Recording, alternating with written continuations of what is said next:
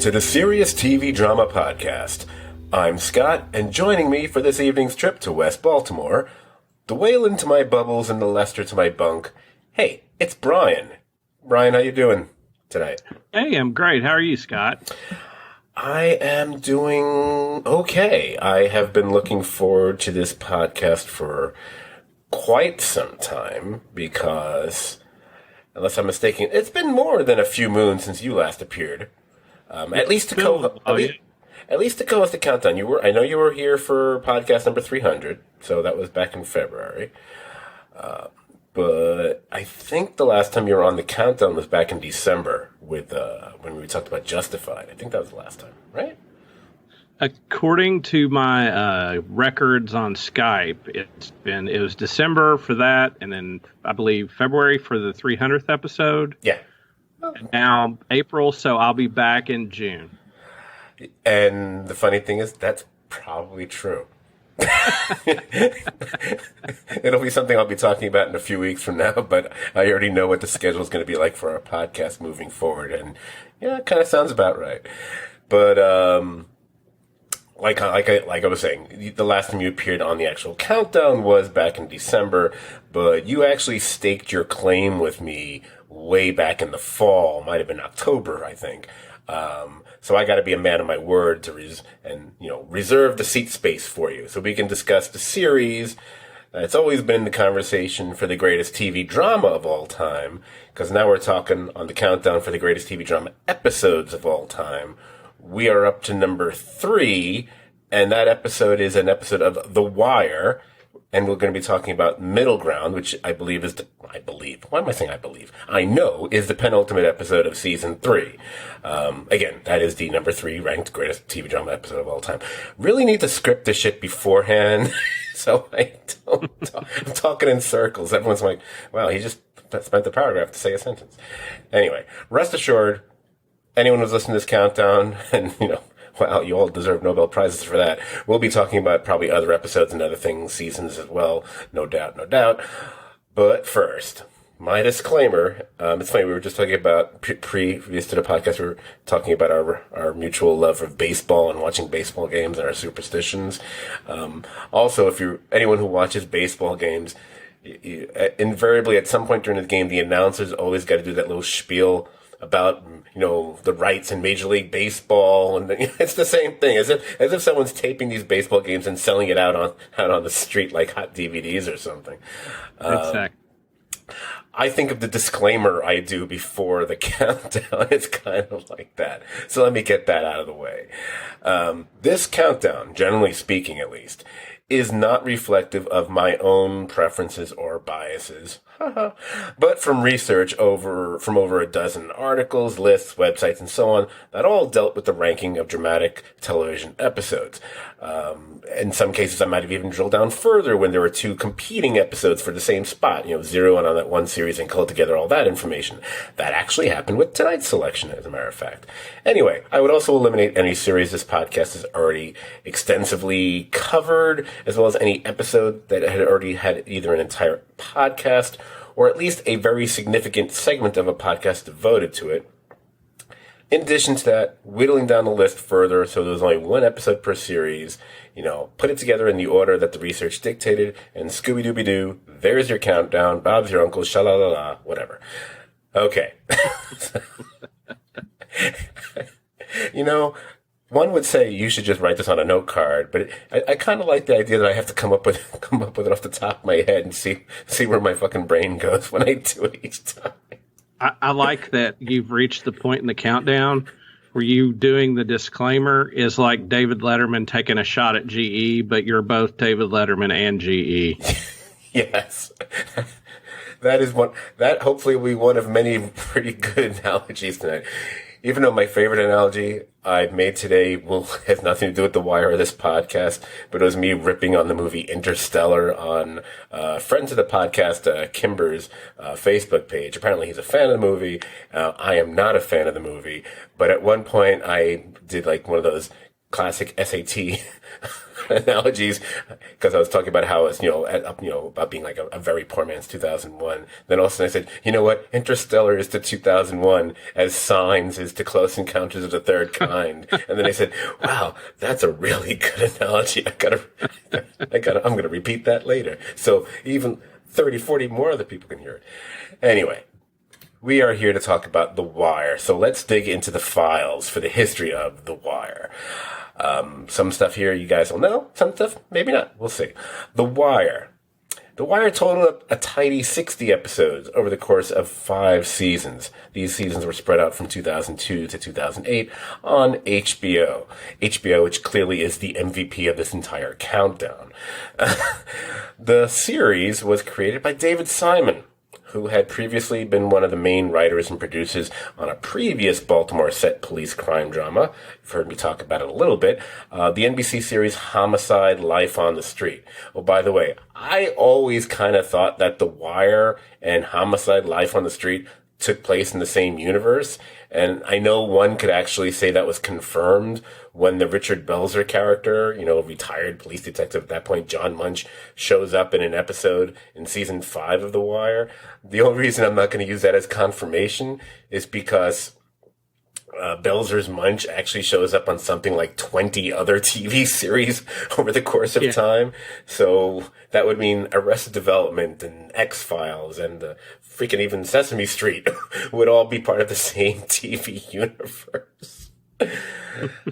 Now, if you think I'm digging deep in TV trivia there, I'm going to say, you know what? That's all completely moot, thanks to the final scene of St. Elsewhere, which renders all TV series universes and maybe even reality itself moot. For anyone out there who doesn't know what I'm talking about, if you don't know your insane TV history like I do, go Google that. The St. Elsewhere finale ending, snow globe, whatever. And you'll find articles that will fill you in and make you realize, oh my God, TV is just a giant vortex of nothing now.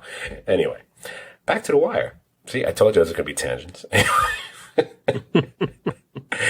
Anyway, back to David Simon, to be more specific. After Homicide: Life on the Street, the dude, but who was a former Baltimore crime reporter, he also co-authored a book called The Corner, A Year in the Life of an Inner City Neighborhood. He actually co-wrote that with Ed Burns. Now, I don't mean that director and actor guy, but a dude who was actually a former homicide detective and public school teacher. Interesting if you've watched The Wire now. The book was later adapted by Simon and a fellow writer, David Mills, for the 4-part HBO series, which was simply titled The Corner, because they didn't want to have like an 18-word title like the other thing was.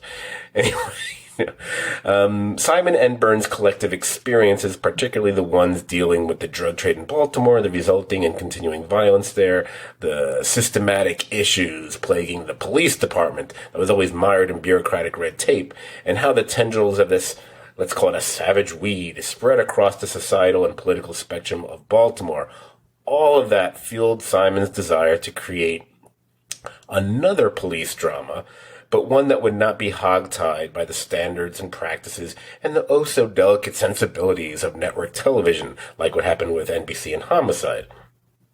Now, it should be clear, this was still not an easy sell for HBO, which at the time, after Oz and The Sopranos, felt like the natural landing place for such an idea.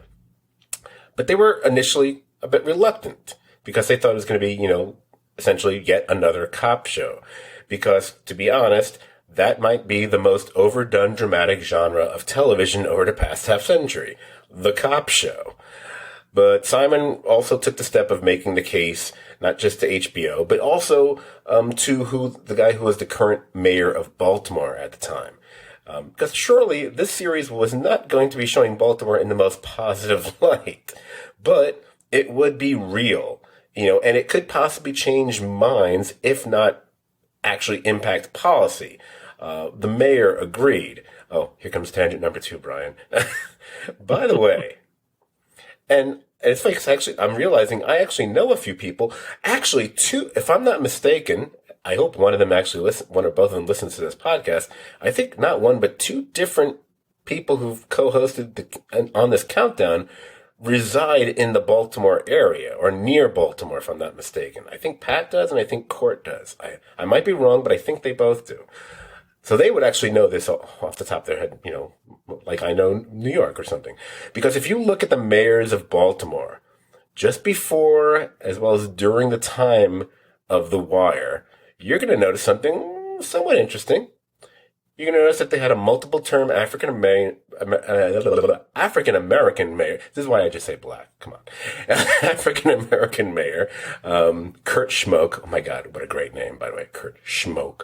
Until 1999, where he was succeeded by a Caucasian mayor, Martin O'Malley, who later resigned when he was elected governor of Maryland.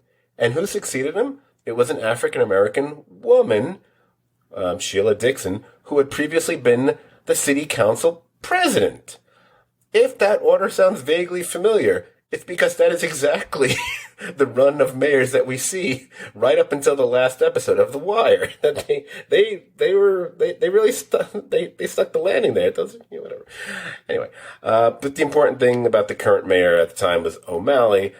The fact that he supported the series was that the series got to be filmed in Baltimore. It just added more to its sense of realism, not to mention not just the extras, but a number of parts every season ended up being taken by local Baltimore residents.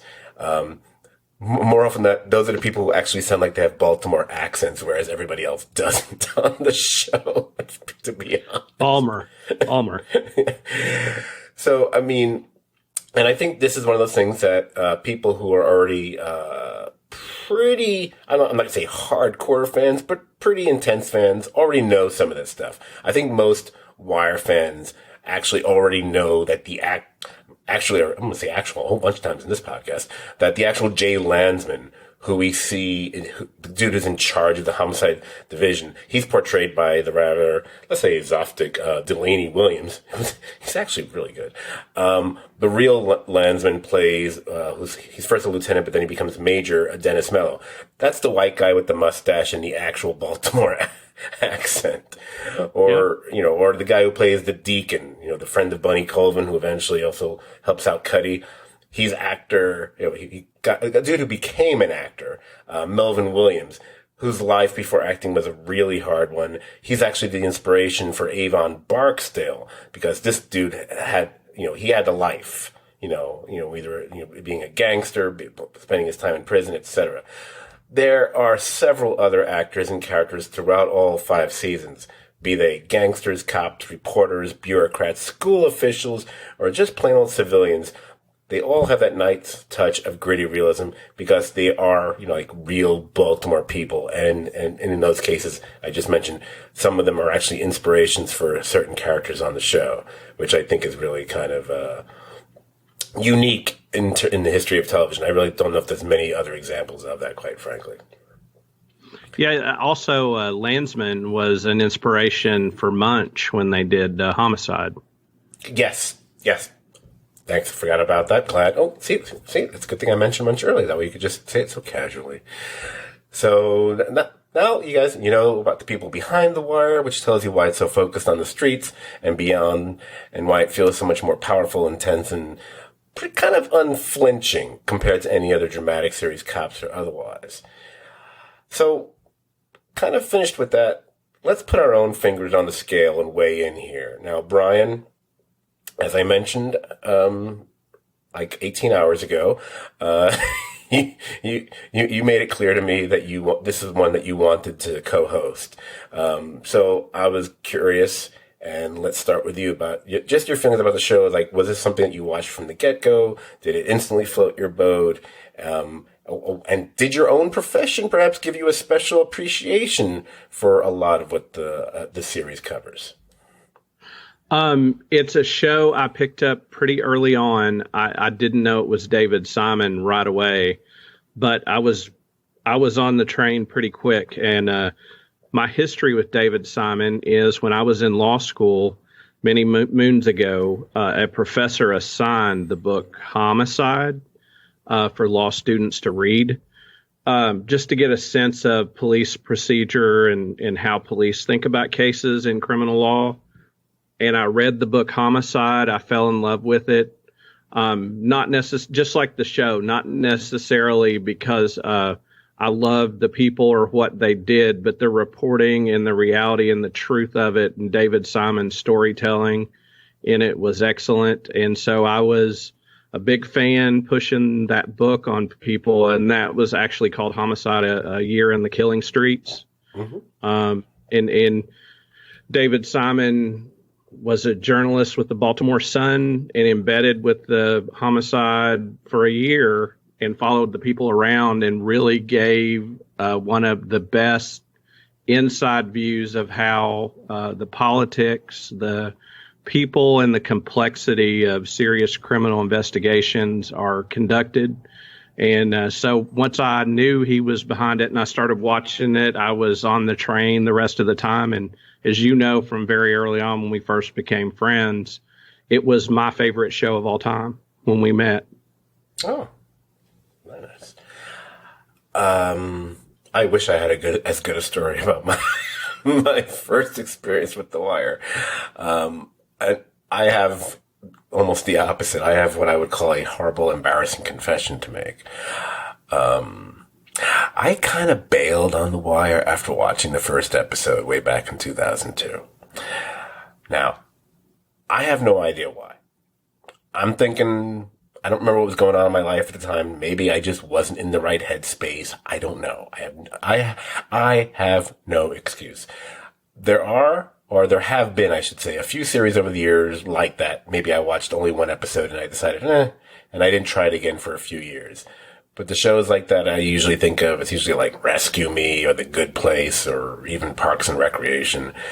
But it's The Wire is the one by far I'm most mortified over.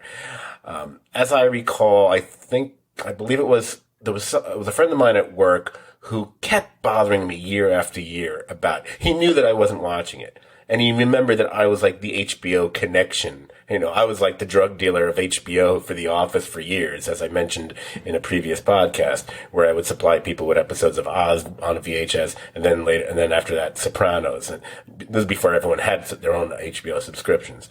But I wasn't giving people The Wire. So it was pretty clear I must not be watching it.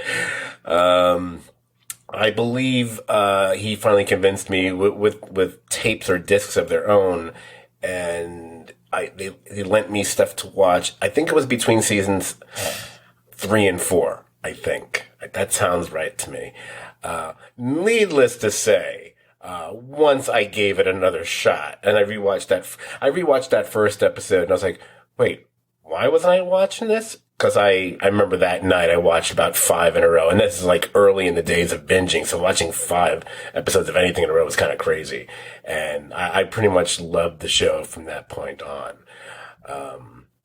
I don't think at the time I ever considered it my favorite, but I think it was always in the conversation as one of my favorites. I don't think at that point in time I actually formulated, what's my favorite show? What's my second favorite?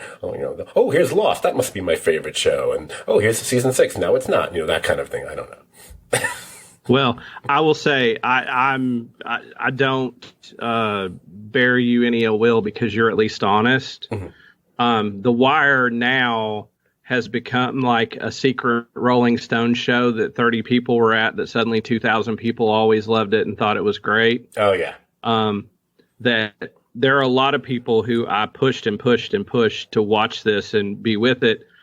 And I don't really believe it became big in the zeitgeist until sort of Omar got popular and his storyline progressed. And somewhere in season 3 or 4, there was heat on, Idris Elba, Stringer Bell, and Michael K. Williams were sort of the two that caught the public eye in this show.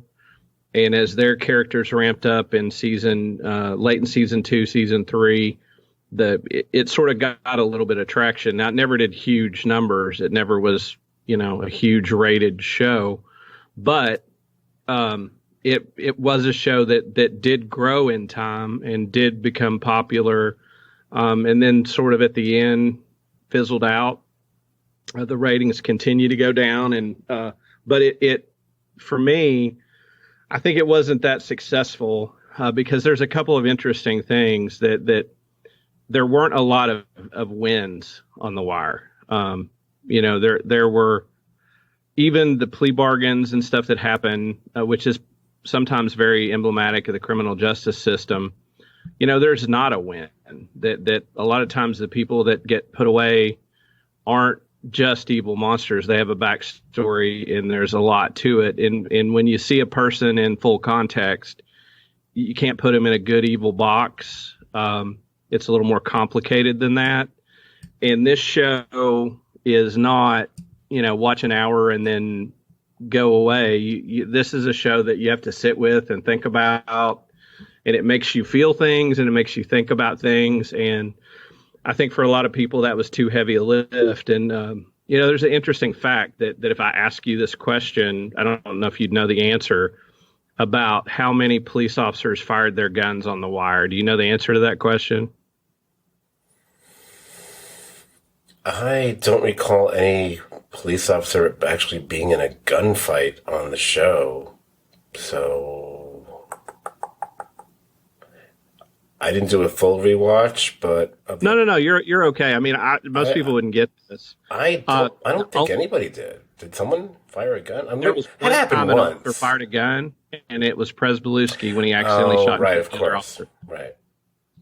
And so the only time an officer fired his gun, it was a bad shoot, and he lost his job. And the sort of typical framing of police procedurals and that this show really wasn't that show. And so what people I think may have expected that weren't David Simon fans or weren't HBO drama fans that just came to this one, a police show, it really was different than that and broke the mold. So I think probably that's why it couldn't be widespread popular.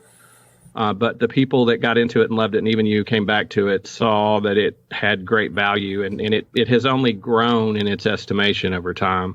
Right.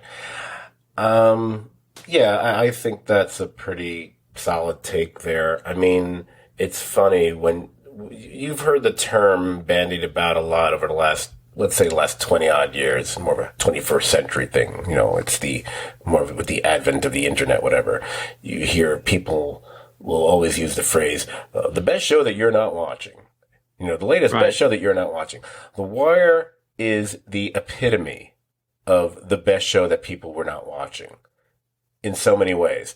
Everything you just said as far as the ratings and whatever. And I think your reasoning or your conclusions there are pretty solid, especially compared to what people were used to from that genre before that. I mean, the closest and any other examples of a show that maybe wasn't the most positive or didn't have like those wins also didn't do very well. Like the aforementioned Homicide: Life on the Street, which has obviously its connections with David Simon and whatever, also wasn't a show that was really, rife with wins either. And also, it was one of those almost charity cases at NBC that they even kept it on as long as they did because it never got like really major ratings. The weird thing with The Wire though, and it's almost inexplicable, because usually when you have a series of that high a level of critical acclaim and prestige and whatever, if nothing else, it gets at least a decent amount of award recognition. And The Wire didn't. The Wire got a total of 2 Emmy nominations in its entire history. One of them is for the episode we're going to be talking about a little later on the podcast. That's it. Mm-hmm. And I know people sometimes grouse about whatever their favorite great show is at the time, and I can't believe The Leftovers didn't get their Emmy nominations this year. Justin Theroux got robbed, or whatever show, or whatever the show is. It's like, and they're not wrong about that. Like when we complain about Rhea Seehorn not getting nominated for an Emmy for Better Call Saul is ridiculous and stuff like that. Yeah, that's fine. That's individual things here and there. When you consider that 5 seasons of The Wire and it didn't get one series nomination, the show that most will readily say, if it's not the best dramatic series of all time, it's the top 2 or 3. That boggles my mind. I'm still stunned when I realize that, because a lot of people start to think, oh, but didn't it get a few nominations later on? It's one, nope, not really. Not, like I told you, 2. That's it. And I wonder that at the time this was being made, there was an idea about more carefully splitting the nominations between more mainstream media and cable. Yes. And that if The Wire was produced today, would the less of a stigma on cable help it be nominated more? And I think it would. Back then, like the Sopranos got love, and shows like that got love, but you couldn't give HBO too much love because you had to also give some to the major networks, and I think that probably hurt it. But it is insane. I mean, as I watch this now, it's kind of at the perfect time this was made, because it was sort of the dawning of the technology that's in our lives now. Mm-hmm. That cell phones and stuff were starting to become commonplace everywhere. So it really is an interesting snapshot at the difference between the old days and what we experience now. And the police work on it is just, I mean, when I go back and watch it, that there are master classes in both acting and what, if a police show really showed what good police work was, this show really did. And the expertise of Simon and Burns and their consultants really did some excellent work. That it's just a shame it didn't get more recognition. But in a way, the fact that it didn't, I think, makes it more beloved by the people like me. Yes. that can sort of say, hey, I knew that band before they were popular, right. And I was there at the beginning. That sort of thing. I always love the band analogy with these kind of things, because it makes perfect sense. 'Cause everyone has that one artist or band or something like that, so it's instantly relatable when you talk about a TV show in that sense, I think. Yeah.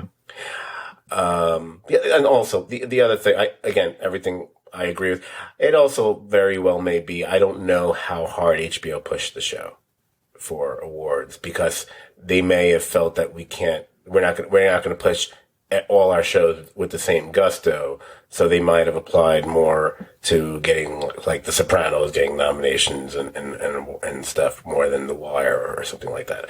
Don't know. It's all speculation. There are any number of reasons. There are things that we're probably going to adhere to the policy of some form of political correctness and not say certain reasons why the show might not have gotten the nominations it probably deserved.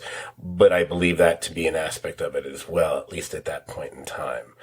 I definitely think that. I think that a show about poverty and even the racial issues and poverty, and I think some of the later seasons of The Wire, especially season 5, dealing with the homeless people. And, I think there's a lot of built-in commentary that the homeless people are a stand-in for a broader segment of society that nobody cares about.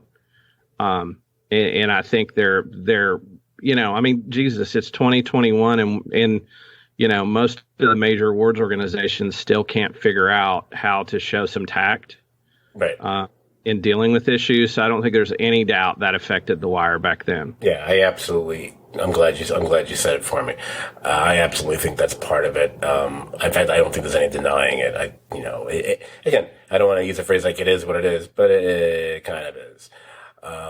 It's too bad because, again, and I know many, and they're not wrong, who cares about awards and competitions, whatever. I get that. And I don't disagree with that. It's, in the long run, it's trivial and pointless. Although it is nice to see something that you, are a fan of get, a form of recognition by its peers. But also, it would have been interesting for the couple years that certain shows existed at the same time. When you have that brief time of where there's a cross-hatching. Because this ran until 2008, there was so at one point in time you had shows like Mad Men started in 2007. The Sopranos, I think, was still on still coming. I mean, you could have had all these shows competing at the same time. That really would have been something, Oh yeah. Yeah.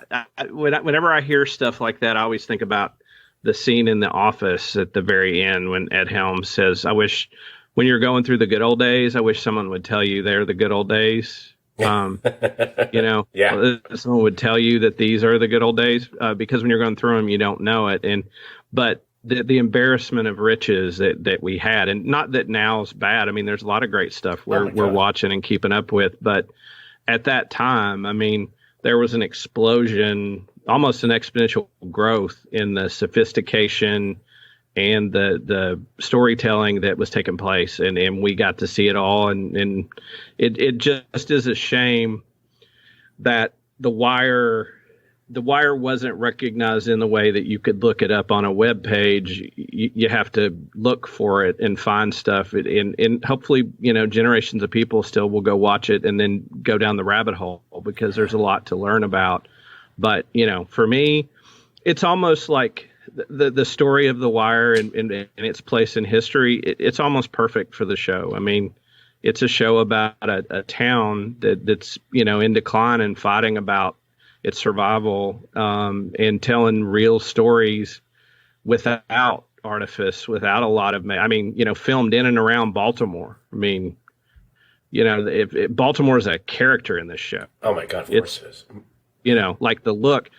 You just don't see shows that look like this. I mean, some of those, neighborhoods they filmed in, it's not a Hollywood set. And because of that, there's a hyper realism and immediacy to it that, it's just amazing. And, I think almost like a corner boy, the Wire can look at the awards people and go, you know what, keep your fucking award. It's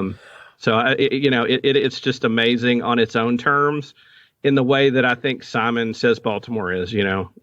Baltimore's complicated, but it's his home, and this is the story he wanted to tell. Right. I mean, look, to just to put a button and bow and push the award stuff aside for the rest of the conversation, it's just one of those odd little phenomenons where, look, there's a few shows that I think we all agree are among the greatest of all time, which actually either during their entire run or at least at some point in their run did get a lot of award attention, and some shows that just simply didn't get hardly at all. So for every Sopranos, Mad Men, and Breaking Bad, which certainly got their share of awards, you'll have Deadwood or The Wire, which really didn't get much of anything, even though they are just as worthy as those first three I mentioned. Or even Rectify. Well, yeah, taking me back to podcast 300. The example of how did this show not? I don't understand. But yeah, let me cleanse myself of thinking about awards, especially as of late. I really don't give a damn about awards anymore, which is weird to hear me say, because I used to be a disciple of award shows. Now I've kind of gotten rid of that yoke. Thank you, COVID. So let's just stick to The Wire and what you were saying. And yeah, absolutely. Baltimore itself is, in fact, it's one of the few shows I think of that way. The only other show that's even in the ballpark as far as the setting feeling like a character and playing such a major part, might be the Breaking Bad / Better Call Saul universe. Because that is also filmed where it actually takes place, and you can't think of those shows, especially Breaking Bad, without thinking of the environment and the atmosphere of it. But even then, it's still not to the degree that The Wire is, because The Wire is so much about Baltimore. So it's about it's to me, it's like having a great Batman movie, but Gotham has to be a character unto itself. Right. Baltimore is definitely Gotham here. And especially when Gotham is depicted as being, this crime-ridden, infested, whatever. Turns out Baltimore is that way too. Mhm. The thing about this show is that above all else, and there's so many ways to rave about it, and obviously a lot of what we're going to be doing on this podcast is raving about the show. It's really hard to be negative about it, quite frankly. It's just that it is so damn smart. And what I personally love about it, and I find very interesting about it, is that it works on multiple levels that actually can give viewers who may themselves be, this is where Scott gets all condescending, who may themselves be of, shall we say, different levels of sophistication and intelligence. It gives different types of people completely different causes for satisfaction. That's a true rarity, I think, pretty much in any medium, but especially TV. I think maybe The Sopranos might have pulled that off. Maybe Deadwood. It's a little tougher there. But The Wire, I think, really does it really well. I mean, the way they handle the weight of so many characters and arcs and storylines, it's just a tremendous work. It's one of the few shows I think it's like an opus. You know what I'm saying? Oh my God. I looked at the cast, just the sheer size of it. It's mind-boggling, and by and large, even after doing a rewatch, I can tell you almost all the characters' names. I mean, the storytelling is so good, the writing is so good that they manage this humongous cast of characters. I mean, if somebody said, "Give me your top 3 favorite characters from The Wire," that's not a fair number. Like picking 3 out of 200 characters. I mean, in all that the characters do, and the movement. I mean, maybe.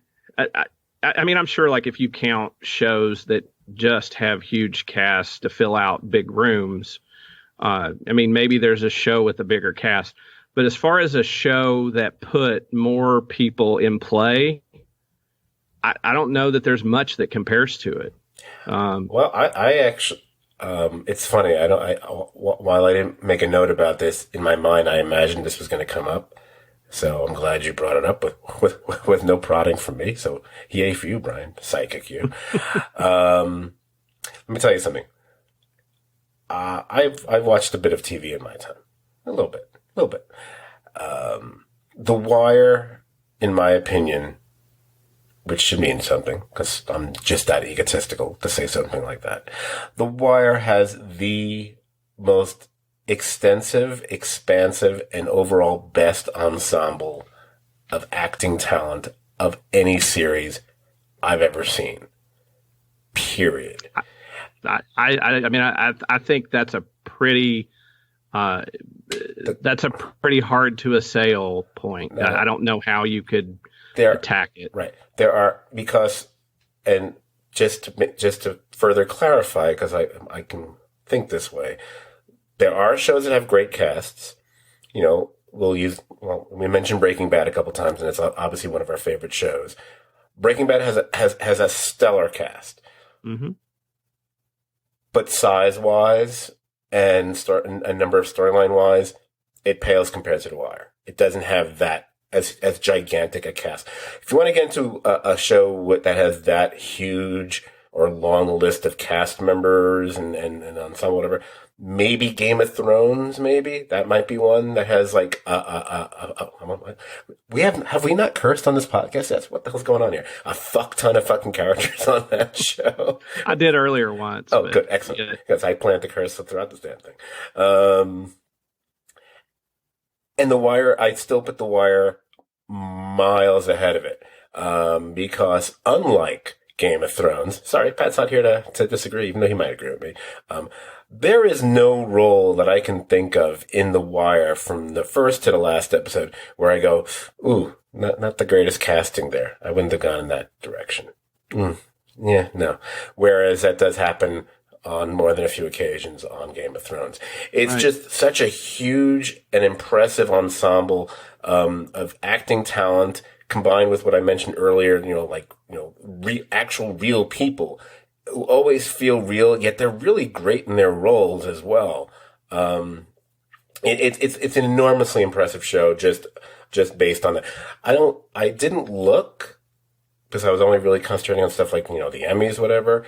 And I almost don't want to know, but I don't know how long the SAG Awards have been around.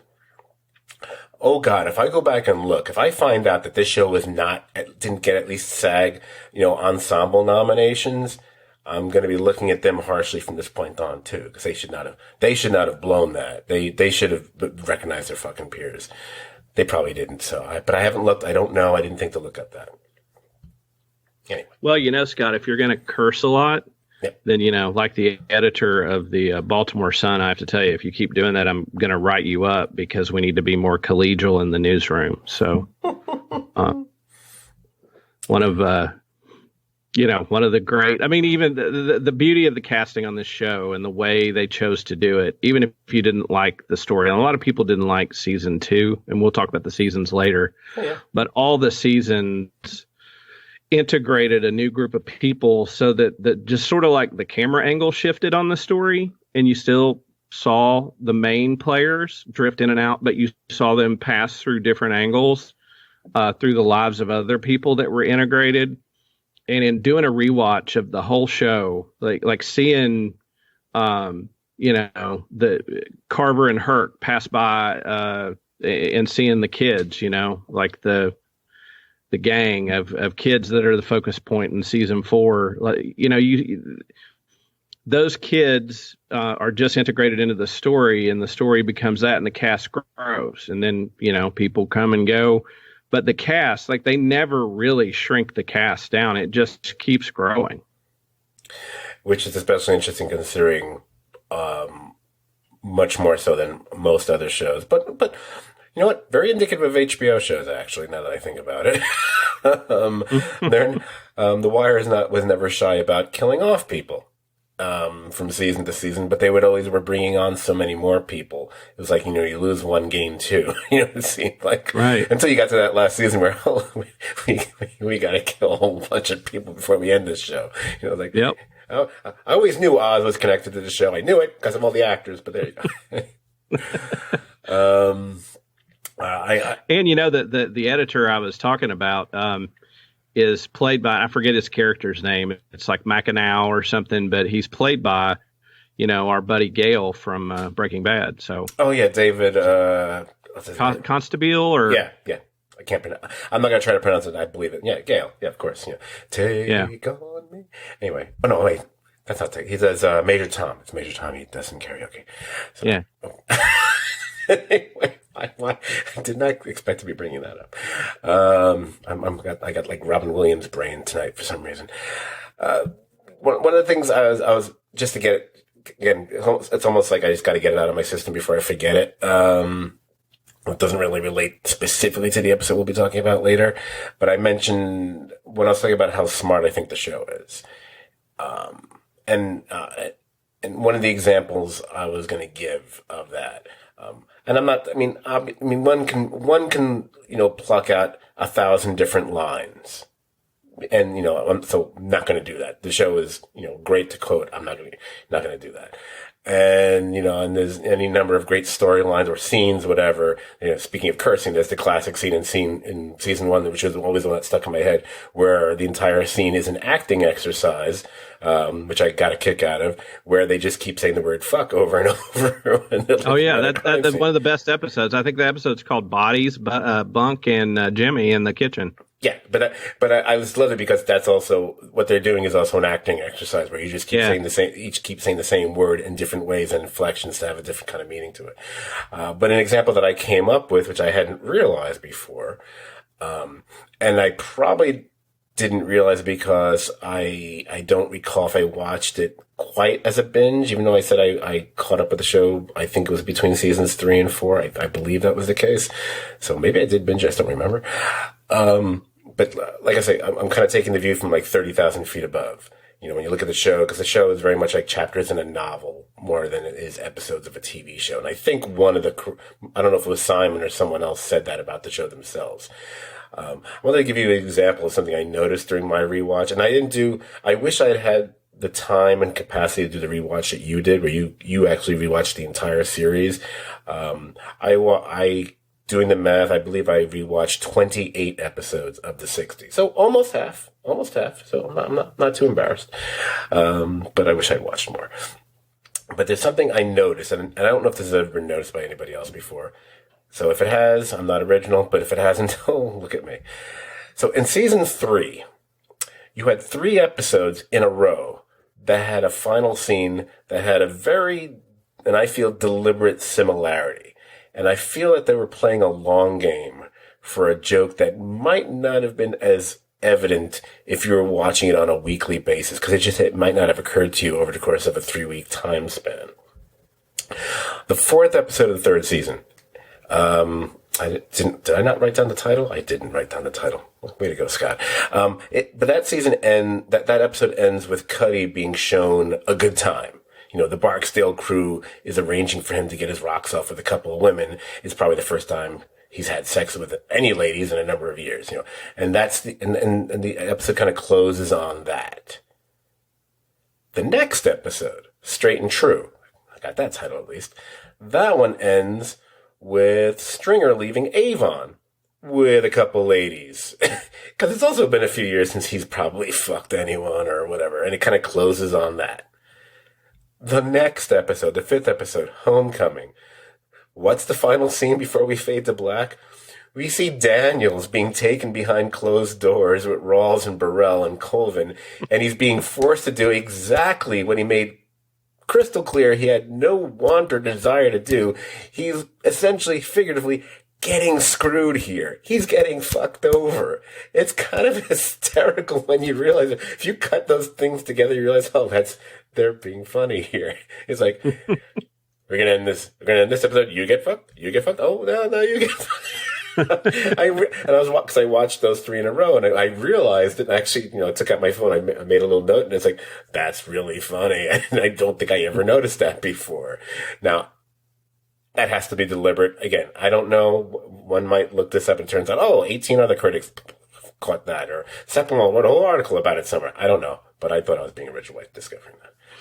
No, there are lots of those things, and they're great about finding a theme and repeating it if you watch for it. And that like there's the episode that later more is less, and you learn, you know, throughout the whole show, basically the premise, I think, of a lot of the episodes and a lot of Simon's story is to look at the failure of institutions, and one institution after another is profiled in different seasons, and what's good about them, what's bad about them, and the repetition, even though they're in different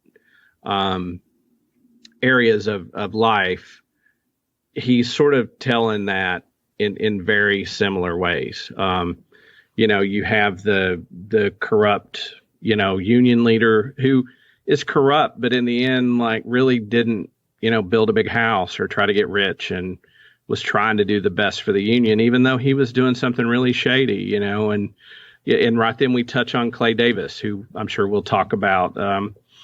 But the repetition of themes in the way that those happen, the writing is really smart about how it does that, but yet gives the characters all their own different, you know, colors and affectations, so that it doesn't become too preachy, and it doesn't become too obvious. Right, absolutely.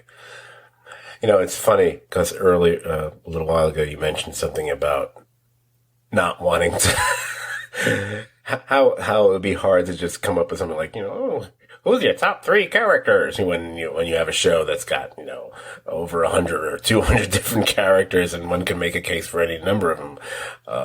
Because that's kind of been a running theme on this podcast for the last several, whether it be The Sopranos or Deadwood or whatever other show we talked about or on this countdown so far. Early on, I usually ask the co-host and then think about myself about who their favorite characters are. So if that, I understand that might be too painful a thing for you to do, based on what you said, Brian. So I don't normally go first on that. I'm just going to do one thing. Cause it was funny when I did the podcast about Lost with Jamie a few weeks ago, cause that was number 4 on the countdown, The Constant. And I had mentioned I had discovered all the stuff I had written over a decade ago pertaining to Lost, read some of it into the podcast because it was pertained exactly to what we wanted to talk about, blah, blah, blah. So getting to The Wire and characters. And I think if you ask most people who were, your average Wire fan or whatever, or even major Wire fans, generally speaking, the first character that's going to come to their mind is going to be Omar Little. It's just the first, that tends to be the first one people will say. I'm not saying it should be the first one, but that's usually the one. Oh, by the way, the thing you mentioned when you were talking earlier about The Wire getting more notice, whatever. I wish I had said this then, so I'm going to say it now. I think a big thing that happened for The Wire was when there was about a minute and a half or 2 minutes of an episode of How I Met Your Mother, which did a takeoff on The Wire and Omar's Coming with the Allison Hannigan character. And I was watching How I Met Your Mother at the time. This is before that show went horribly off the rails and became crap. It was still really good then. And I literally took out my, I think it was my very first iPhone at that time, and I videotaped. Wow. You videotaped with an iPhone. That was an old iPhone. Yeah, it's an amazing iPhone. It was the size of a phone booth. A phone booth? What's a phone booth? Anyway. That's the thing. Superheroes changing. Superheroes. Anyway, I recorded that and I put it on YouTube. It's one of the only times I've ever done that. Now, I've put a few things on YouTube that have, 18 views, 33 views. Oh my God, I had 100 views after the last year or two. If I'm not mistaken, that easily is in 5 figures. It may have crossed into 6 figures as far as number of views. I don't get any money on it, obviously, because it's a clip from CBS, so I can't, whatever. But I just think it's hysterical that that's the one thing I've ever posted that's gotten literally tens of thousands of views. So if you look up, How I Met Your Mother, Omar, or The Wire, combined, I'm the one who posted that. But that was a huge deal. Omar coming. I mean, that hit the cultural zeitgeist. Exactly. It hit the moment. Right. It was almost, in a way, if How I Met Your Mother had been a worse show, it would have made me cringe at the time, because it takes me back to being a kid in the 80s. And, I probably had on, even though I hated the show, I think I had an episode of Growing Pains on one time. And the premise of the episode was, the dad wanted to take his son, before he knew he was going to be a Jesus freak, I guess, to go to a Bruce Springsteen concert. And I went, this show doesn't make Bruce cool anymore. Oh, no. No, Alan Thicke, stop. Shh, stop talking. Anyway, circling back to where I was originally headed with this. I mentioned about writing stuff way back when. Okay. I had, back at the end of 2013, and then going into 2014, I actually wrote a pretty goddamn awesome 4-part series of blogs.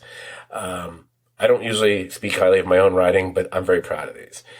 I think the first 3 were actually in December and January, and the 4th one got delayed and didn't get done until June. That sounds like, it's a podcast, actually. Anyway, each one of them was essentially like a top 25 list that covered, I think, both the supporting players and then leads on both comedies and dramas.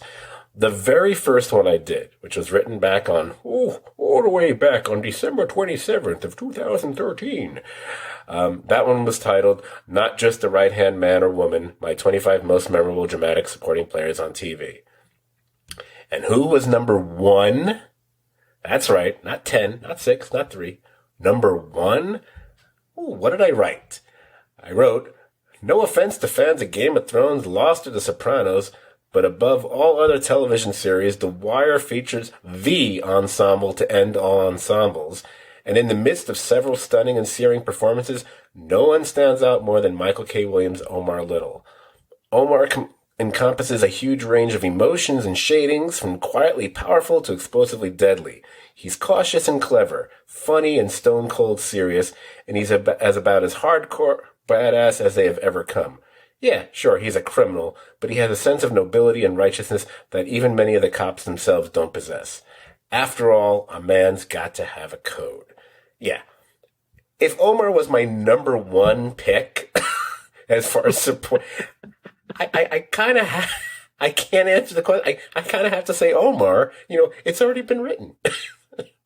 And the great thing about Omar, and watching the show, to think back to that time, the thing about Omar that was really cool was he was all those things, and he was also unapologetic about his sexuality. Like he wasn't in the closet.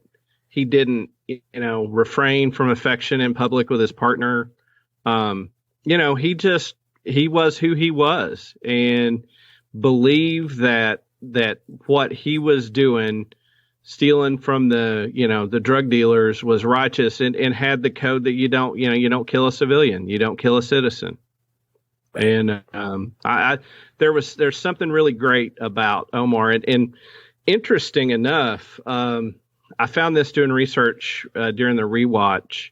The guy who goes with Omar, the old guy that Butchie sends to him in jail, that helps wrap him in phone books when they're going to attack him when he gets sent up on the fake robbery charge. Right.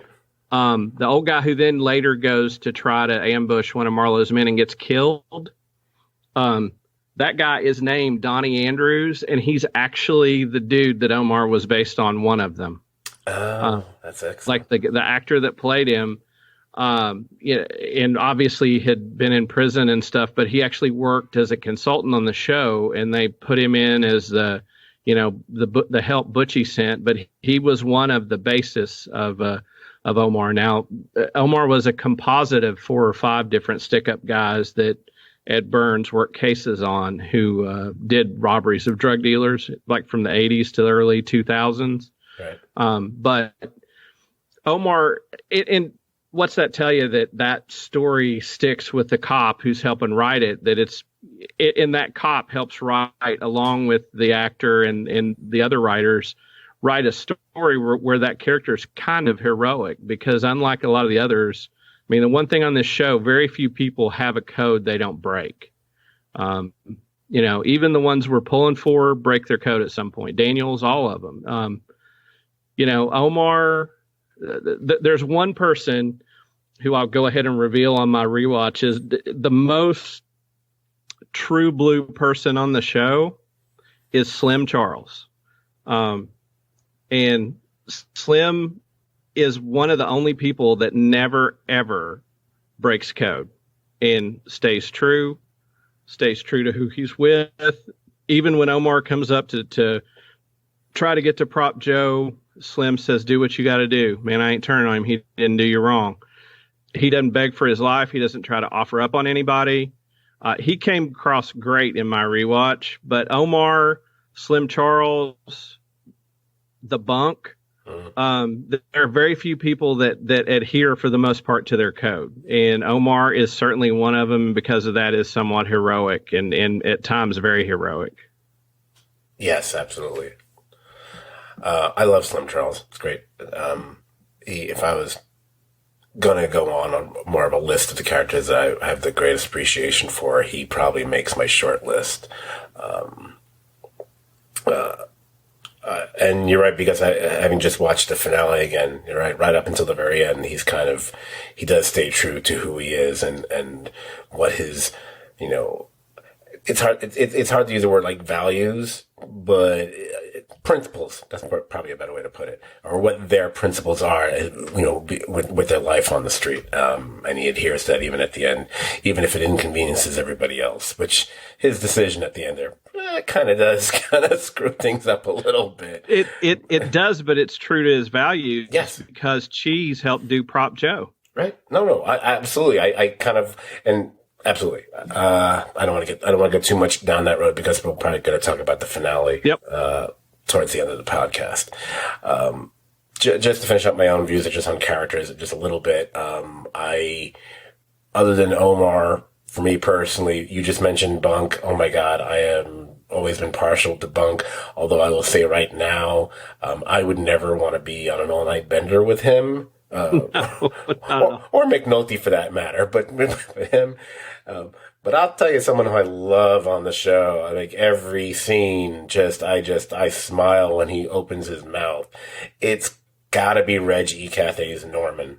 I hate the fact that this actor has passed away because he was just one of those actors who was just great whenever you saw him anywhere doing pretty much anything because that voice of his and that delivery, it just sent me places. I remember when he first appeared on Oz, and I was kind of like, oh, I don't know if I like him because he kind of disrupted the flow of the story on the show, whatever. And then I kind of warmed up to him because like, how can I not love an actor with a voice like that? He's just so cool. I mean, and who else could get away with their running line being, "Don't fuck with Querns," over and over.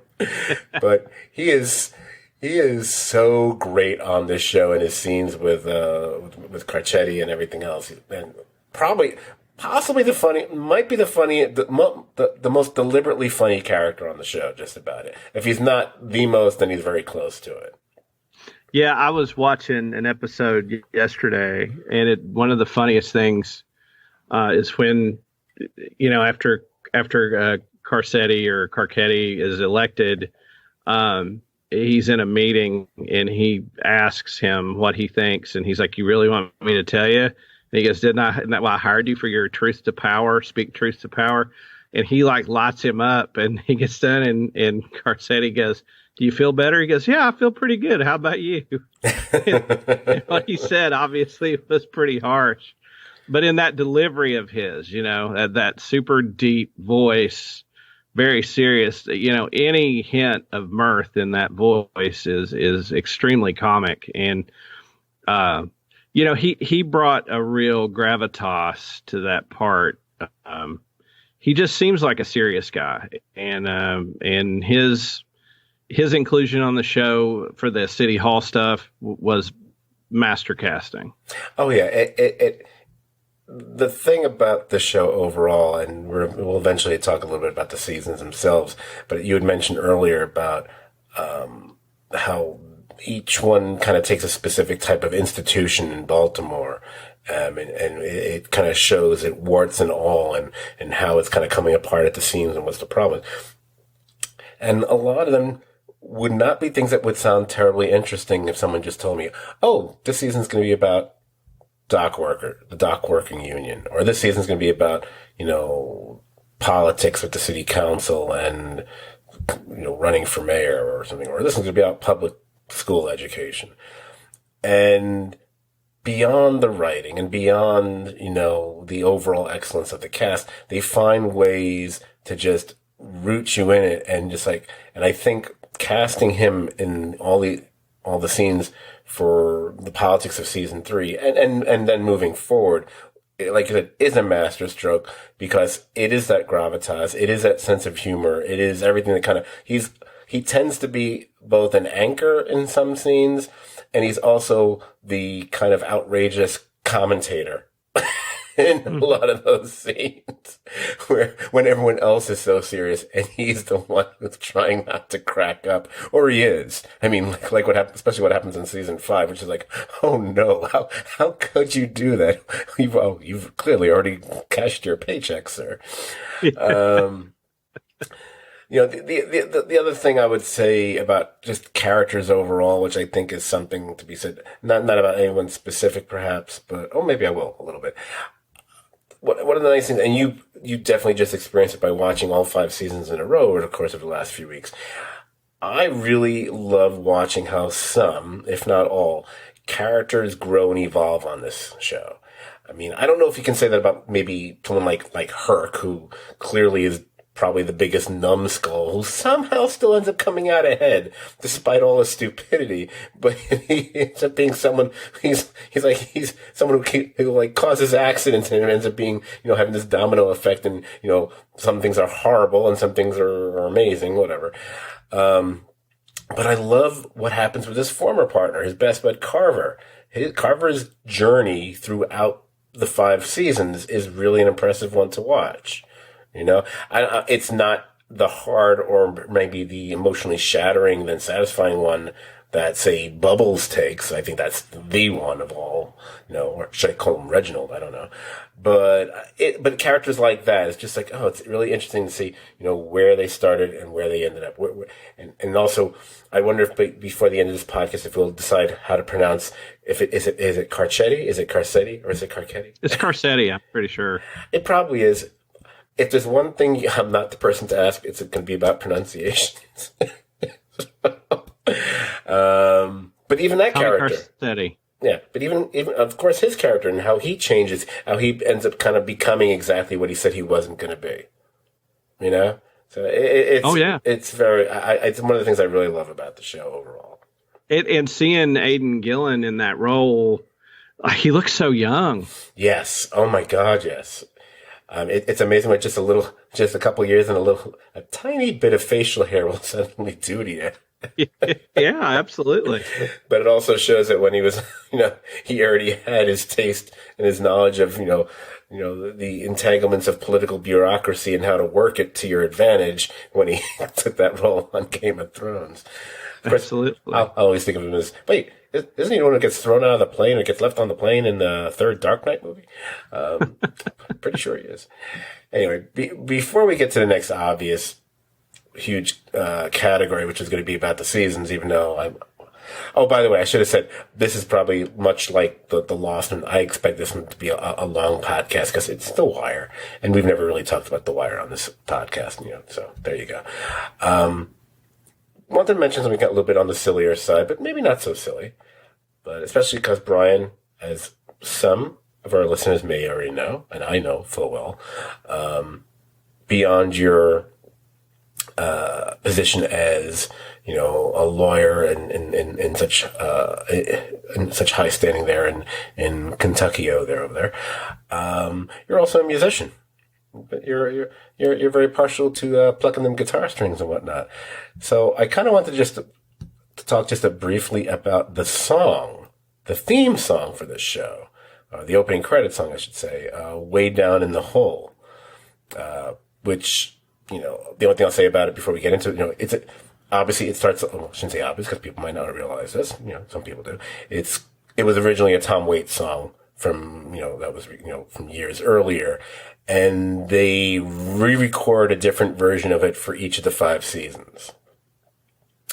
And we chatted a little bit about it before the podcast, so I figure we'll bring it back now.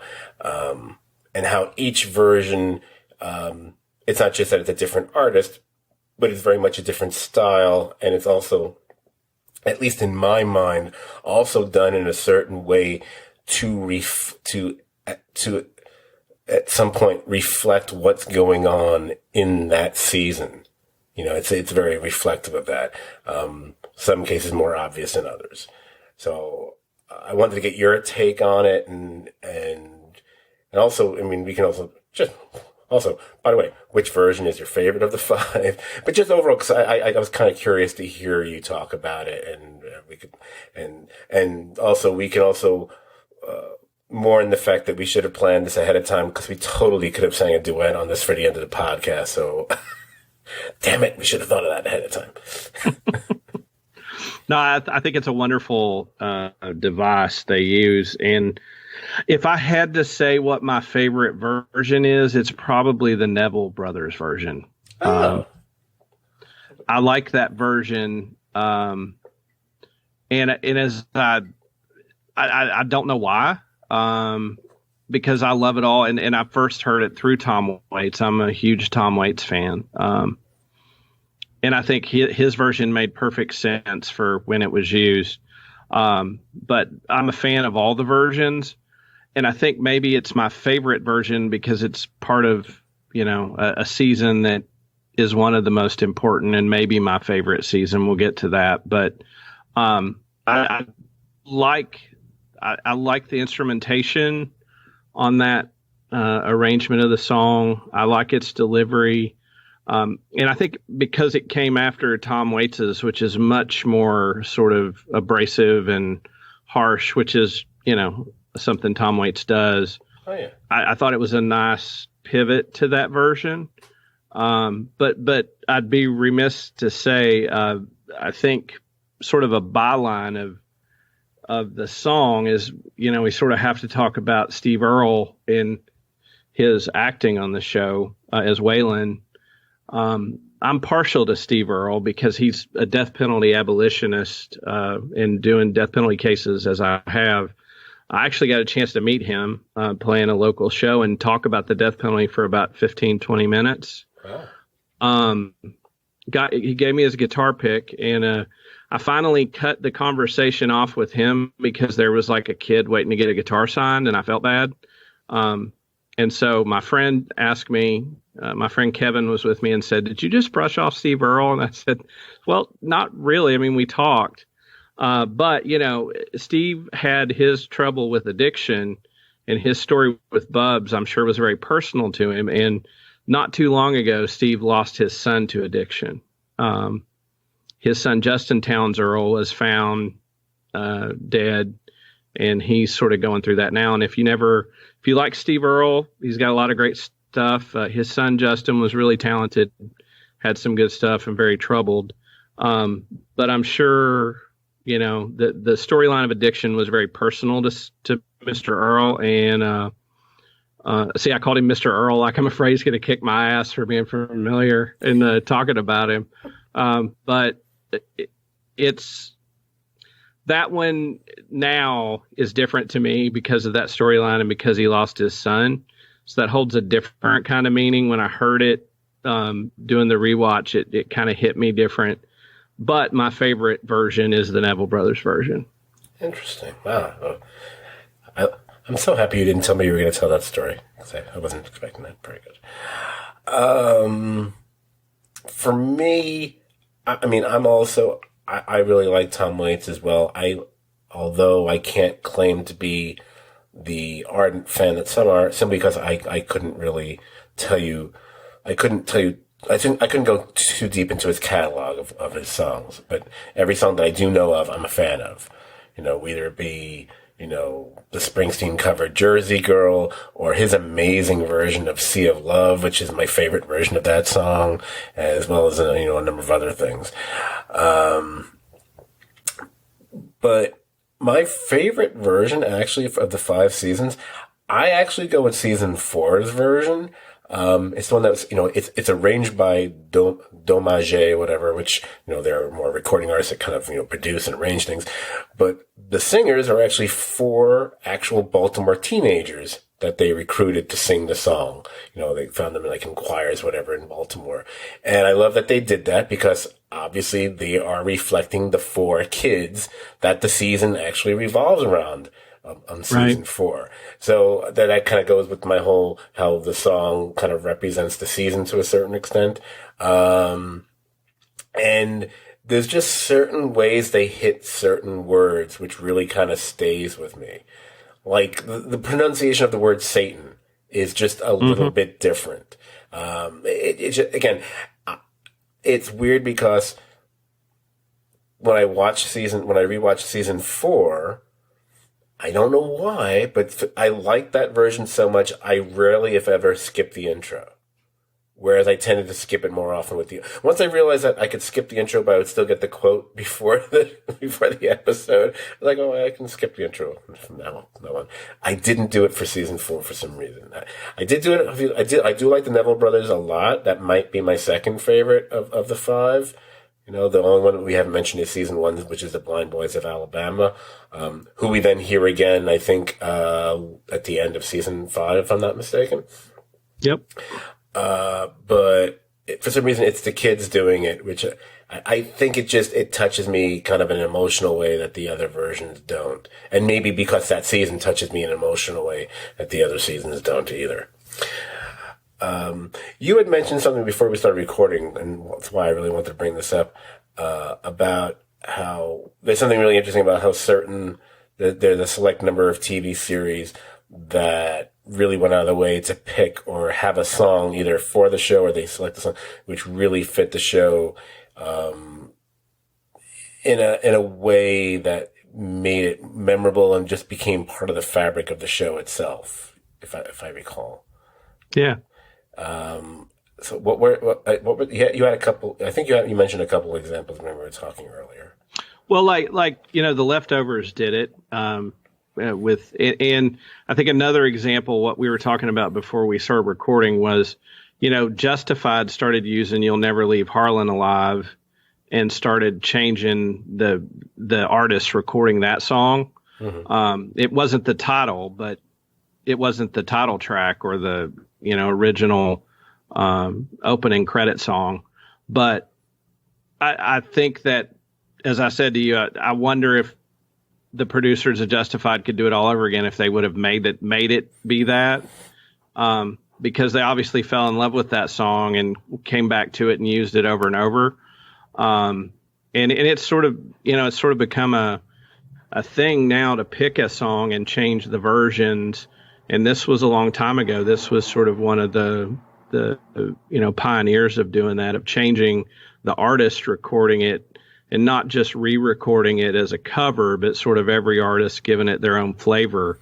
It's like what Weeds did that for at least one of their seasons, where they had a different artist record the opening theme every week. I think even David Byrne was one of them one week, which I was like, oh my God, is that David Byrne? I think it was. The thing that to tie this all together and bring it to another show that's done this, I would go with Peaky Blinders. And Peaky Blinders went and picked the song that was obviously recorded years earlier, the Nick Cave song, Red Right Hand. Also known as the one Nick Cave song Zack Snyder didn't use for the Justice League movie, apparently. So it's the one song I'm still allowed to like by Nick Cave. And its association with Peaky Blinders.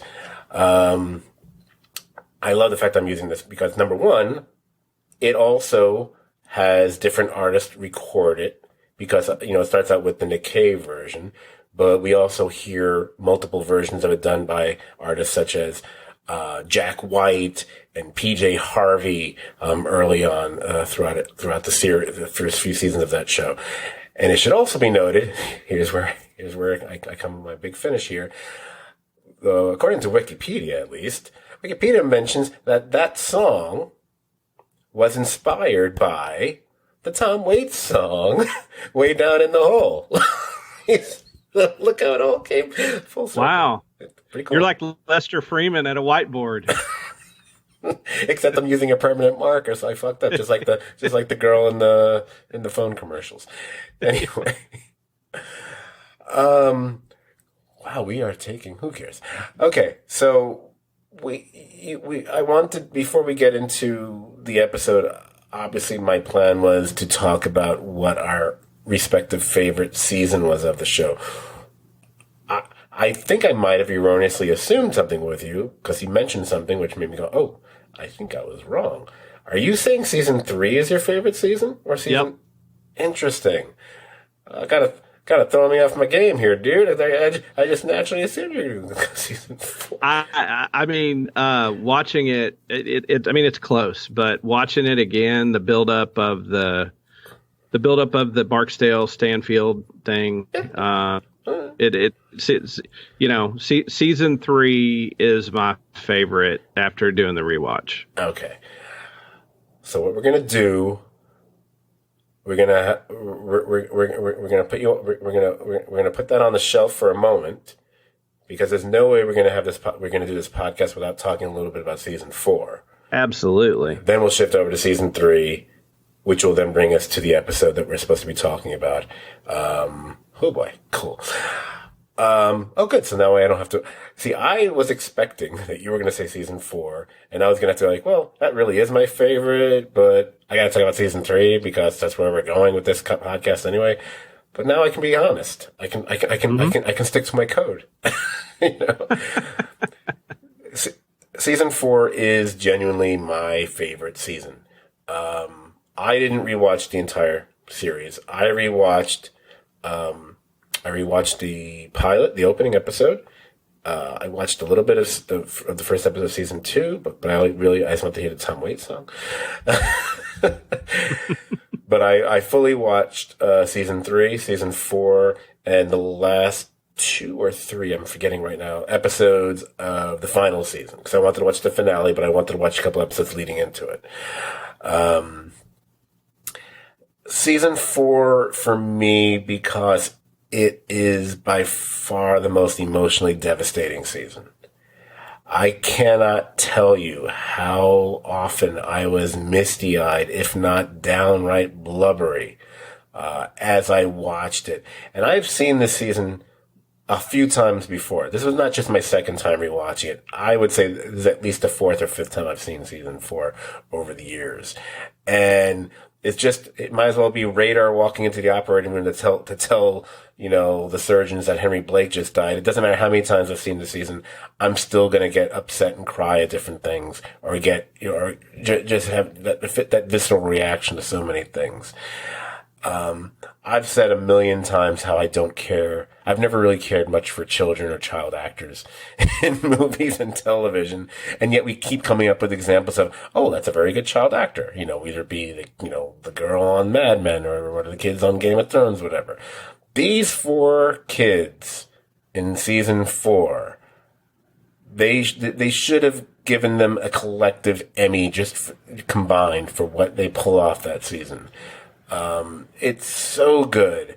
And the tragic nature of the storyline for these 4 characters. And if you were laying odds on who was going to end up with the most positive outcome at the beginning of that season, nobody would have picked the one that ends up that way. Nobody would have picked him. I don't, only because of how much time we've already eaten up on the podcast, which is fine. But I'm not going to spend too much time talking about it. I do have one question that I'll gonna shift it to you to talk about this, and then we can whatever. I have one problem with it though. Randy Wagstaff. We know what happens to him because he ends up back in the foster system, and because of what happened, he's been labeled a snitch, and that's still haunting and following him, and he's getting beaten and so on, whatever. Here's my one problem, which I didn't realize until now. Randy is Prop Joe's grandnephew. Mm-hmm. Why is he in the foster system? Why is all this happening? Why is this never utilized on this? I didn't even know this until I actually looked it up, and I saw it's like, he's his grandnephew? Why is he letting this happen? He's got relatives? Why is this happening?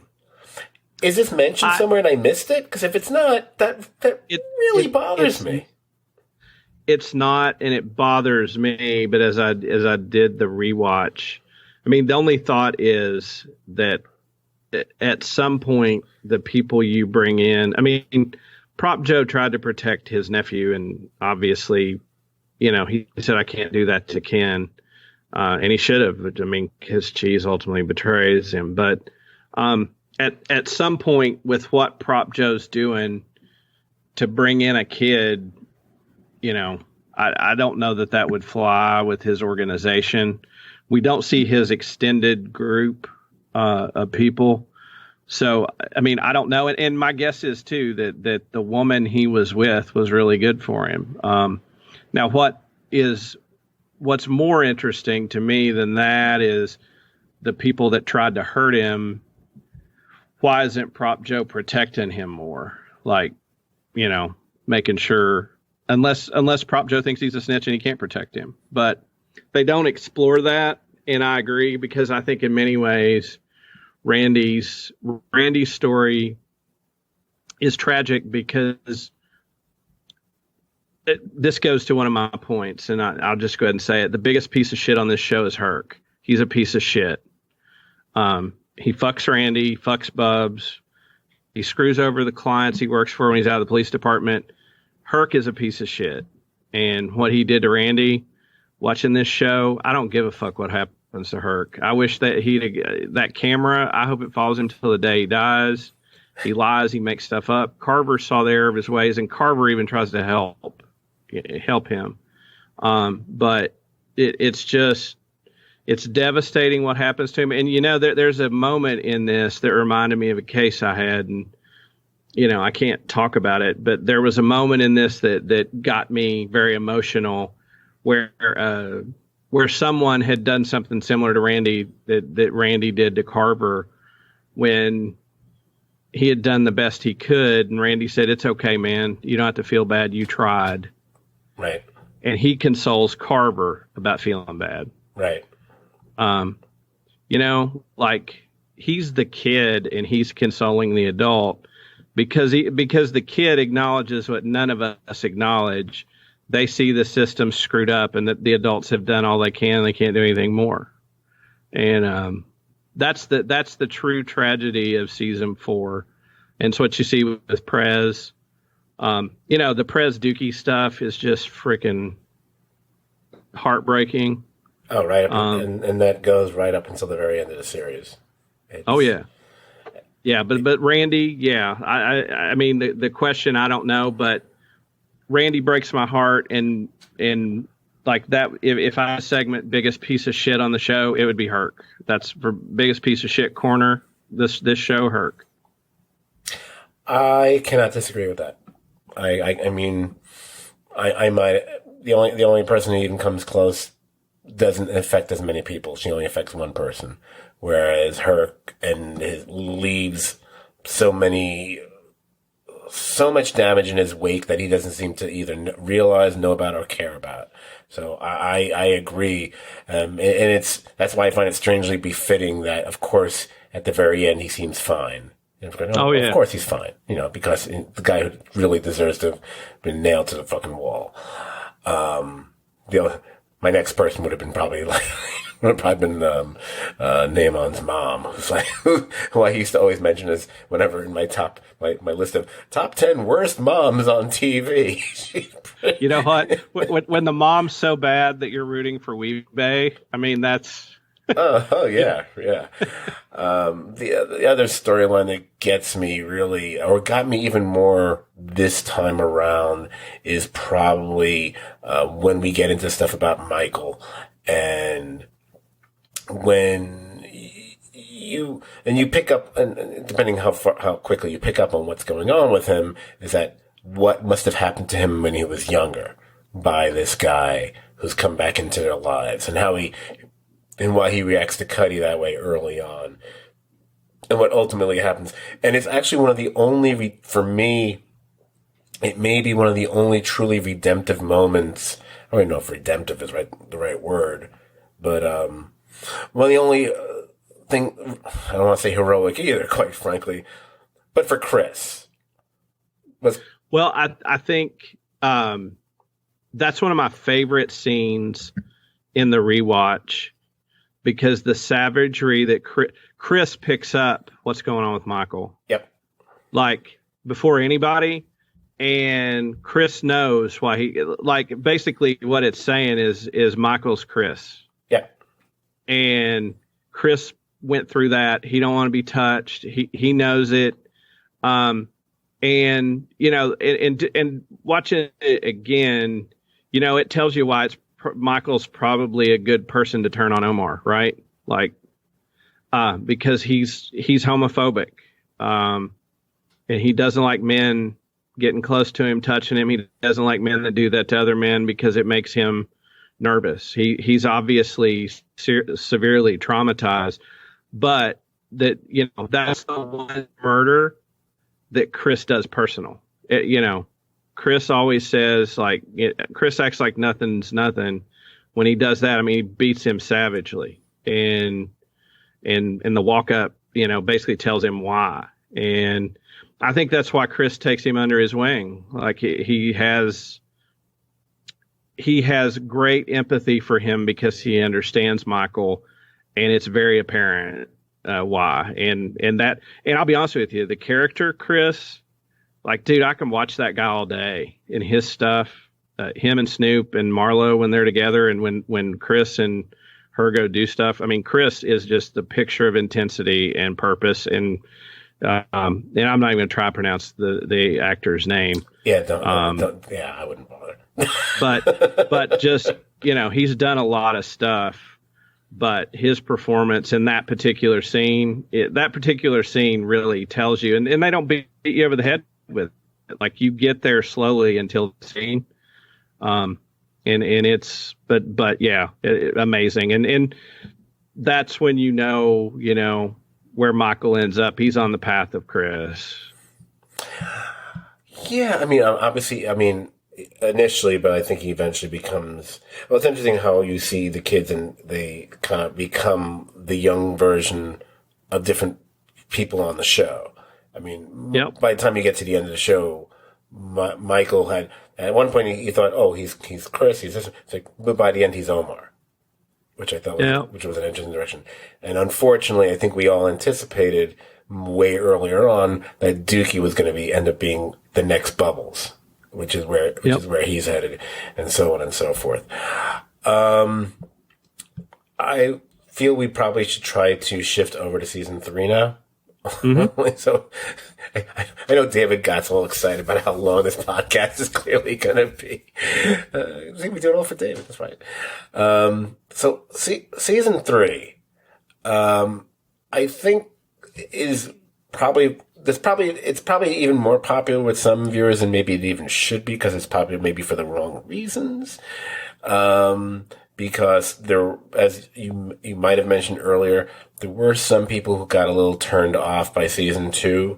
Maybe they couldn't adjust to the dramatic shift of storylines, how all of a sudden we're shifting over to all these dock workers and unions and what the hell is all this all about? This isn't the show I was expecting after season 1, even though it's still I think it's a great season. I think, absolutely. In fact, it is, if you're asking me which is the worst season, it ain't season 2.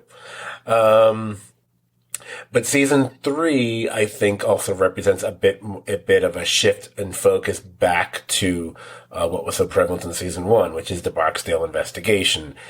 As well as, the new focus on what we talked about earlier with politics, not just the politics of the Baltimore Police Department, but of the entire city, like the ambitions of Tommy Carcetti, the new white shining knight in Baltimore, and so on and so forth.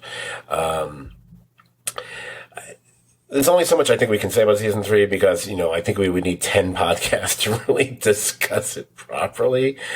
But since we obviously want to get to middle ground here, it's interesting as you watch the season progress and just watching the character of Stringer Bell, who obviously is very much at the center of things once we get to middle ground. And I just find it fascinating for someone, especially as that season starts. There is no one who would seem as more secure and confident in his position, in his power, in his place, and what his plans are, and what he's going to be doing than Stringer Bell. And it's interesting to watch over the course of the next, 10 episodes, how that starts to get, the seams start to come loose. It starts to get frayed. He does all these things that he probably should have, but he didn't anticipate. Some things because it's not his world. Some things because he just didn't realize, oh, this could potentially come back to bite you, So it's interesting because it puts the viewer in an interesting position, because when you're watching it, is any part of you kind of rooting for him, or are you rooting for him to fall because he had placed himself on such a high pedestal? And the fact that you cast someone like Idris Elba, who has a certain likability, I don't know if it's quite there yet with Stringer Bell the way it is for later roles, because he is still a villain. And he's not sporting that cool London accent that we come to associate with Idris Elba. He was probably one of the first people that when people react like, "Oh my God, he's British." Oh yeah, but he's super cool, and he's super business. And this is the season where he starts to lose his cool. and not be in control. And the thing that happens, Stringer Bell was the smartest guy in the room. And then he went into other rooms and played a game he wasn't familiar with, and he wasn't the smartest guy in the room. And when he got played the way he played other people, he lost his cool. And I mean, it's just crazy, like where he says we're going to kill Clay Davis. I mean, Stringer Bell knows that that's not going to happen. You're not going to take out a state senator.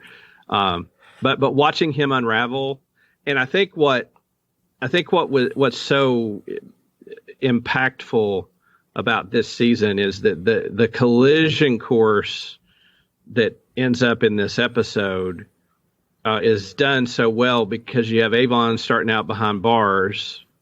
You have him eventually getting out. You have Stringer running things, keeping him in the dark, trying to fight off the Stanfield crew. So he's got outside pressure. So he brings in Brother Mouzone. And he tries to play Brother Mouzone. And, if there's one dude other than Omar that you don't try to play, it's Brother Mouzone. And, let me just take a moment here, or less than a moment, because I feel like even though we're kind of talking about events that lead up to it, everything we're talking about really is part and parcel about the episode that we're focusing on. So let me just officially say we are now talking about Middle Ground. We're going to be talking about stuff that leads up to, but we're talking. This is more for me when I do the segment breakdown, so I know when we start talking about it. And so I'll really quickly say, Middle Ground was directed by Joe Chappelle, who directed 5 other episodes of Wire, as well as 16 episodes of Fringe, and Jesus Christ, a fuck ton of CSI Miami and Chicago Fire. Mm-hmm. And it was written by George Pelicanos, who also wrote 7 other episodes. He also co-created The Deuce. Very good series. And I believe he wrote at least 8 episodes of that, among several other things. Okay, now we can resume. Okay, now that I'll know where to find that. You can now put the break in. So if somebody wants to skip the first hour and a half where we don't talk about the episode, that they can skip right to it. It's funny. You're right. It's been about an hour 35.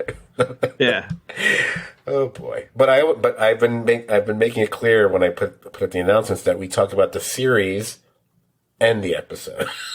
So that's my way. That's my way of being able to get away with that. Well, it took you an hour and a half to get to the constant. Shut up. Anyway, Middle Ground. But you didn't get to the middle of the podcast. Exactly. Did you not pick up on that? Well, let's hope that the talking about it isn't the middle ground, and this is a 4-hour podcast. Oh, but there are people who want it. Like, well, 2 people. Anyway, so back to what you were saying. It's interesting because I think number one, it's him trying to enter that other room. The room where he believes he would be able to cloak himself as being a more legit businessman. Even, and he realizes, but he realizes too late. You're a rookie. Right. This is the major leagues. You're just getting out of AAA right now, dude. You don't know what a major league fastball is. If yes, you're used to dealing with, randomly having to execute different corner boys or whoever the competing gangster is. Clay Davis might be worse than any competing gangster. because you can get away with killing, so-and-so and leaving an alley somewhere and, maybe it'll get noticed or maybe it'll be like Omar and no one will get, it won't even barely be a blip on the police radar. Clay Davis, that's like, that's high level celebrity, state senator, etc. I can't say he's untouchable, but close to it, because that's not an execution, that's an assassination. Right. Well, I mean, he might not be untouchable, but he's connected, and there will be consequences, big time. I mean, big heat. The thing that's really interesting about what's building up to Middle Ground is. I'll compare it to what's something that we always talk about or can feel. All right, an obvious one. I hate to use Walter White, but I will. You can think of different times during the course of Breaking Bad where Walter White has multiple problems he's dealing with, multiple things he's juggling and he's trying to stay ahead of and running, but whatever. And he rarely goes about it. He might have his brief Heisenbergian moments, but he's rarely, the epitome of cool during all that. There's usually a certain frantic nature. And it's not how he pulls it off, but whatever. Here in season 3, and as we build up to it, Stringer is dealing with multiple things, especially when he realizes that he's getting screwed over, by Clay Davis and the developers on that level, that he clearly has underestimated, Marlo Stanfield and where that whole thing is going.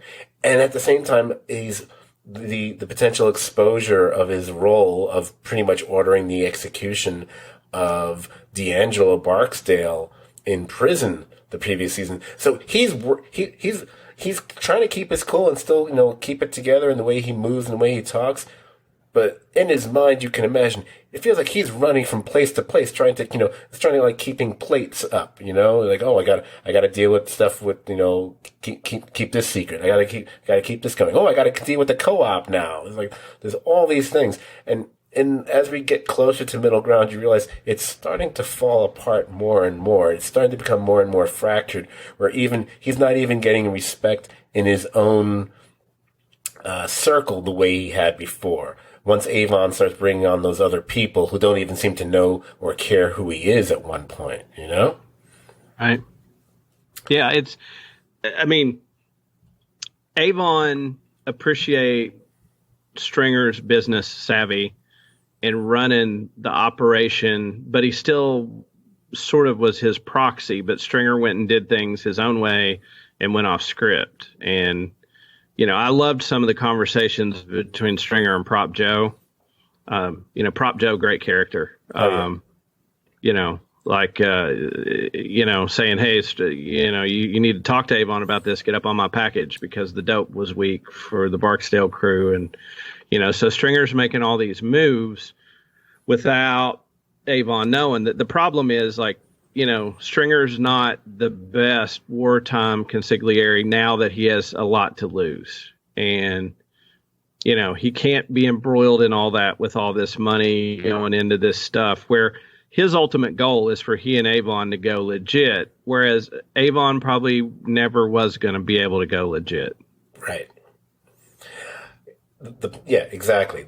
The problem, and we saw it explored in conversations and then eventual fights between the two dudes, is they were never on the same page to begin with. And Stringer went ahead in his own mind believing not just what the right thing to do, this is what our dream is. He didn't consult with Avon. That's not that, and as we see, that's not Avon's dream. I mean, right. Avon is about the power and his place, but he's already on his mountaintop, and he knows how to stay there. He knows how to deal with certain problems because they're the kind of problems he's accustomed to. They're the problems of other gangsters and whatever, like Marlo, etc. When Stringer tries to bring Avon around to meet like the developers and stuff, I mean, it's cringeworthy. Because it's like, oh yeah, it's not about intelligence. Like, no, this is not he's not interested in this world. This is not what this is not what he's interested in, and turns out he's probably right about that because he'd probably end up having a hell of a lot more money staying where he is. The idea of going legit by dealing with incredibly corrupt people, right. is in of itself kind of, I don't know if it's irony, but it's certainly is stupidity, if nothing else. I think the most tragic lead up to it all, and when Stringer really gets mad, is when he goes to Levy, and Levy says, "Oh, he got you. Like, what? You should have come to me with this to start with, and I would have steered you clear of all this." Like, everybody in that world knows who Clay Davis is, right, and what he's about. Oh, it's. When he has that conversation with Levy, it's almost shocking to realize, oh my God, he never consulted with him? Why would you, at least just like, do you know these people? because otherwise he wouldn't have any other insight into these people beyond that. He just wouldn't, because he wasn't part of that world. My God, it actually reminds me of something I can't talk about on the podcast. Something, bookmark that. That's something for me to joke about with you after we finish recording. Cannot say it on the podcast. You might know what I'm talking about. Now everyone's going to wonder, what can you mean? You're never going to know. Don't ask.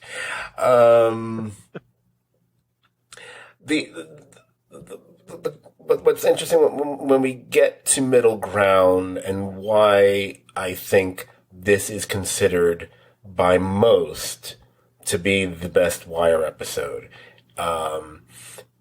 there's a certain magnificent construction to this episode.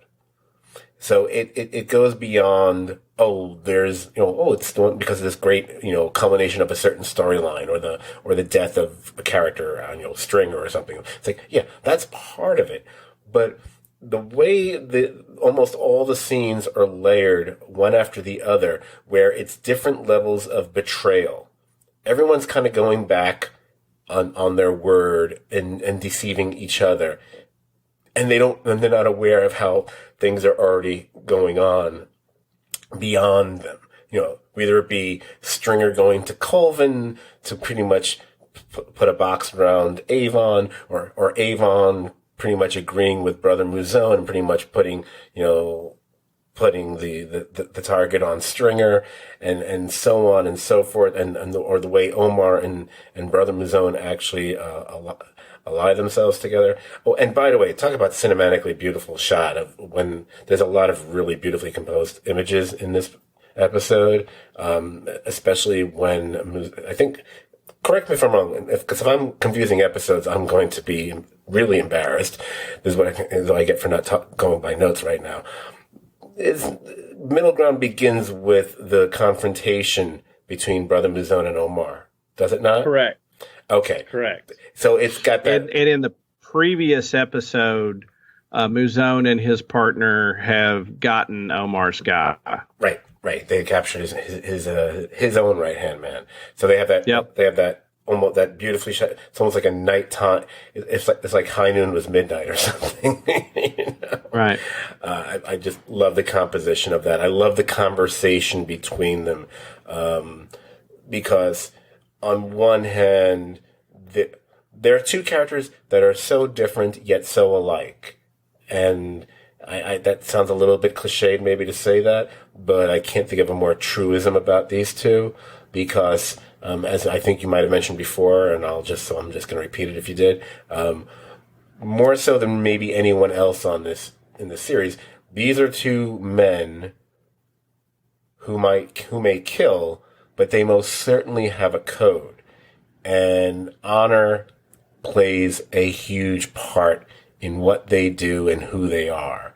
And when someone goes against that, whether it be the situation that Mouzone holds Stringer Bell accountable for, which I kind of always get a little fuzzy on because I know it happened in season 2. You can fill us in on that in a second.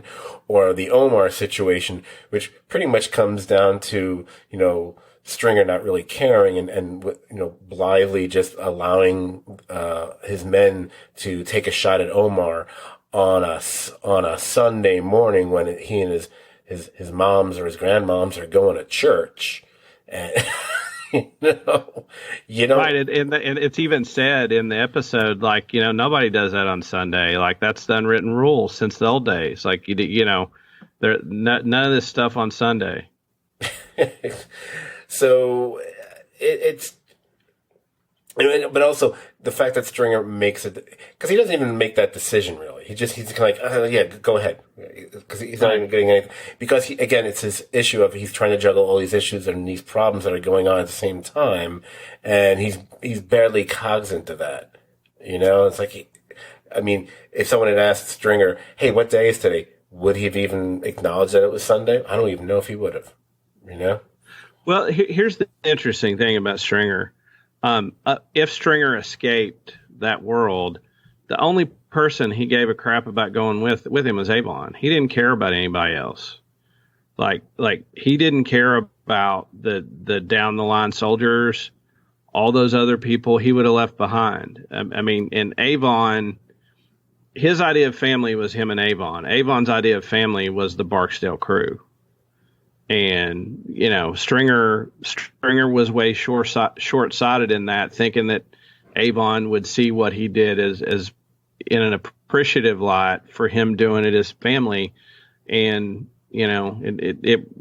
Avon wanted to go to war, and Stringer wasn't ready. Right. I mean, this is exactly the kind of thing that Stringer was trying to get them away from. Yeah. And it's this thing that they're hurtling towards, because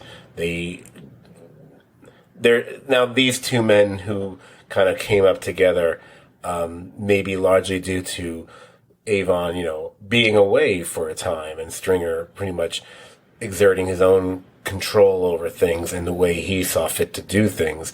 They couldn't be more different now. And these two that, they're as different as when you have a scene like in another episode of, say, like the two best characters. I'm just joking now. Omar and Bunk. You realize these are guys who probably are similar age, from the same school, whatever, and it's just they were very similar at one time, and now they've kind of are very different from each other. Stringer and Avon were much closer for a longer period of time, and now there's a chasm between them. They're still in crime, at least, but they're so different in their perception of how they want to handle things. Only because I don't want to forget about what else happened in this episode, so I only want to really mention more in terms of thematically for the episode. So I mentioned that this is an episode where everybody's conspiring and everybody's betraying everybody else throughout the episode. Probably the only thing of any purity that happens in the entire episode, if purity is probably not the right word, is, Avon giving Cuddy the money to help fund his gym early on. It's the one kind of, it's a nice thing, but everything else, because the one thing we haven't mentioned about season 3 is obviously the major storyline, dealing with Amsterdam and the police and what's going on with that when we get here. And again, we don't need to go too far down that road, because I think we're more interested in the Stringer storyline, really. But it should be noted that throughout the episode, you have people, kind of going behind the back of other people to kind of screw them over, to get what they want or to change the narrative. Like the mayor is not closing down, the free zones, which is pissing off, like Burrell and others. So Burrell finally, after all this time, decides to pretty much stab his man in the back by leaking the story to Carcetti, and where that's going to go, which obviously that ultimately leads to a whole lot of disruptions and ripping apart, and ultimately Colvin losing his job and so on and so forth. Yeah, I think there's an interesting parallel between Amsterdam and what Stringer wants to build. The Stringer's trying to build this new place that's a fantasy, and a lot of the episode centers on the fallout from the discovery of Amsterdam and, Bunny Colvin's failed attempt to pull people from that world into a different way of thinking to change things for the better. And it's interesting those two meet. Yeah. And you nailed it right. I'm so happy. So happy doing this podcast with you, Brian, because that's exactly where I wanted to go with that. It's the interesting parallel of what Colvin wants to do and what Stringer wants to do. And the fact that unfortunately, the two of them don't see the forest for the trees, as they say. I think that might even be said in one of these episodes. I'm not sure.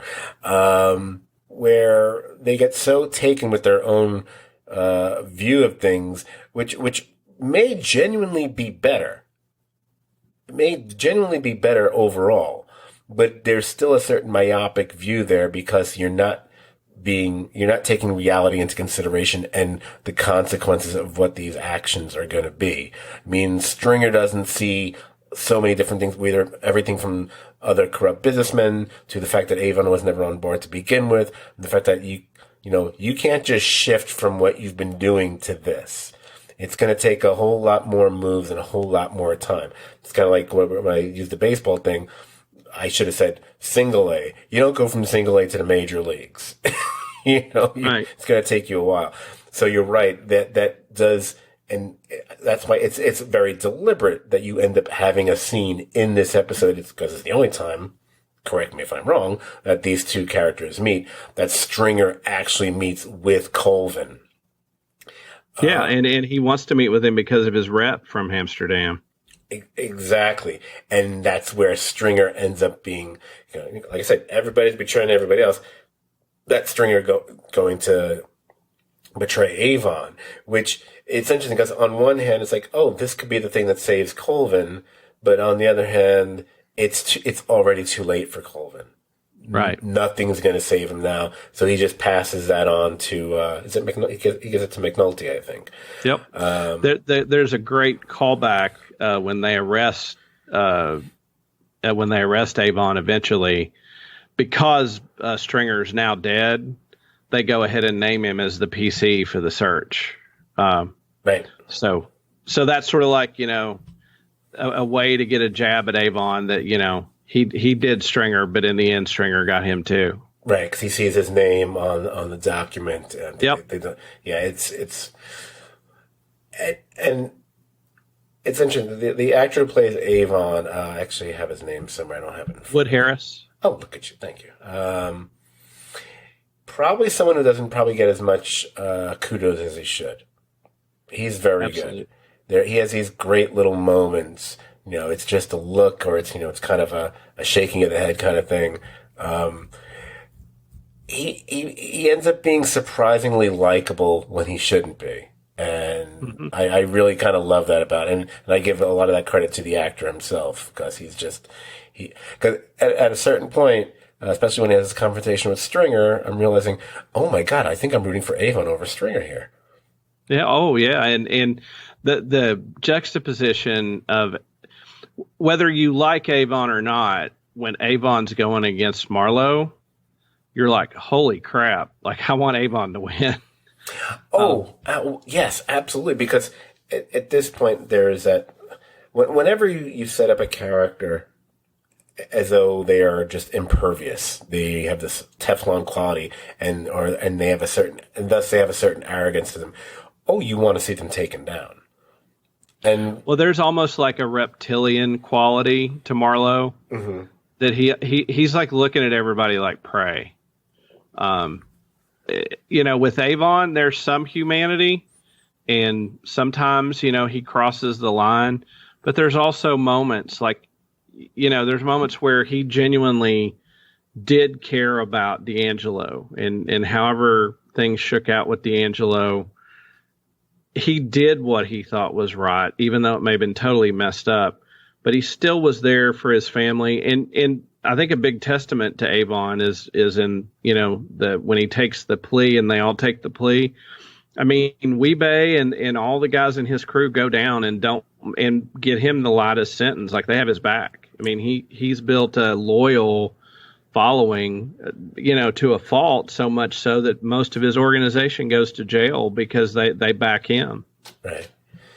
And again, continuing the theme throughout the episode of how it's not just, but I mean, obviously there's a number of different levels of betrayal going back and forth.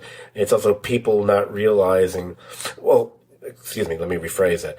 You have people who already are aware that their time has come and they have nowhere to go. Like Colvin at this point, he knows. Stringer is in denial. He doesn't realize it, and he's trying to fight against it.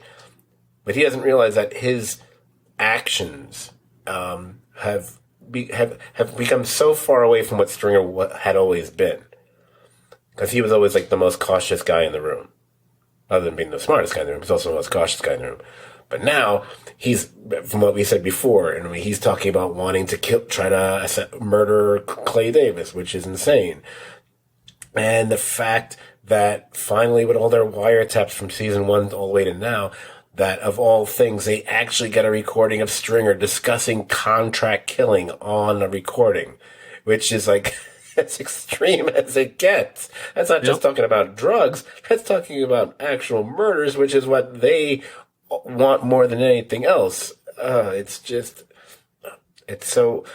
I watched this episode and I was like, I was on the edge of my seat. But I was just grinning. I was like, oh, this is so good. I forgot how good this was. Oh, yeah.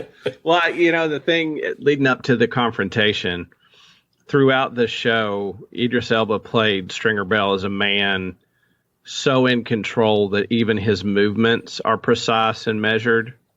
His speech is precise and measured. So much so that by the time this episode rolls around and you see him yelling, getting mad, even running from, when he first sees Omar and Brother Muzone after him, it's shocking because he has walked around confidently and completely in control throughout the whole show. And this episode and the episodes show him losing control, losing his ability to rein in his emotion, which he always could, so that now he's yelling at people, he's running. And before the, end, he composes himself again. And he's once again, in control just right before they shoot him. But seeing that devolution of his control and loss of control and the physicality of him as an actor was awesome. Yeah, absolutely. We've said before, I think on this podcast, not for a while, but back in the day when we talked about certain characters, and just, I usually go to my writing 101 kind of way of looking at things sometimes. And when you're writing a character and writing a story, and you kind of you have to give them some sort of fundamental flaw, and it's usually one of the 7 deadly sins, and the one that's the most used one, especially for television, especially for either villains or anti-heroes or what have you, is pride. And pride means a lot of things. It's not just like, oh, I'm proud of myself. And that's not what they mean by pride, you idiots. But it's a belief that you have control and that you are in charge and you are, you're of a certain, you can think of any number of characters it applies to them. Either it could be a Walter White, a Vic Mackey, a Tony Soprano, whoever. That is usually their Stringer Bell is the epitome, the ultimate epitome of that sin and of that which his pride is what brings him down. Because his believing of being in control and then losing control of all these things swirling around him. That is what does him in, and why he ends up on his knees at the end of this episode, quite frankly. This is all his own fault. This is his doing, and the fact that he didn't foresee the consequences of his actions, considering the world he lives in and what the game they're in, as they say, shows that despite him having always been the smartest guy in the room, he ended up doing things he might as well have been as dumb as Herc, quite frankly, when we got to the end there. Right, because when he found out he wasn't as smart as he thought, which, by the way, McNulty, Freeman, another theme, that a lot of the really smartest guys in the room, I mean, if you had to say who are the smartest people on this show, probably Stringer and Freeman are maybe the 2 smartest people on the show. But McNulty has a certain intelligence about solving crime and doing things, but what's the what brings all those guys down eventually? They think they're so smart they can get away with it, and that leads to the fall, right? Right, absolutely, and it's as jarring as you were saying as it is to see a person who had been the epitome of calm, cool, and collected for so long on the show. And the fact you get to a point where he's actually, him running around and raising his voice to that extent, which we'd seen him do a few times earlier this season. And I felt those like, okay, these are little telltale things because we've never seen him do that before. Right. Like him losing it, like him throwing things in a room or getting angry or whatever. It's like, okay, that's not what Stringer does. Right. I remember him losing it on D'Angelo's old lady when he sort of moved in with her. He loses it on her one day because you can see the pressures getting to him. Right. And the fact that he didn't foresee where that might go, that, it's not like when he spoke to her, he swore her to secret, oh, you can't tell anyone about this. Because naturally she's going to mention something to D'Angelo's mom. Right. If he had been thinking logically, he would have realized that. He should have realized that.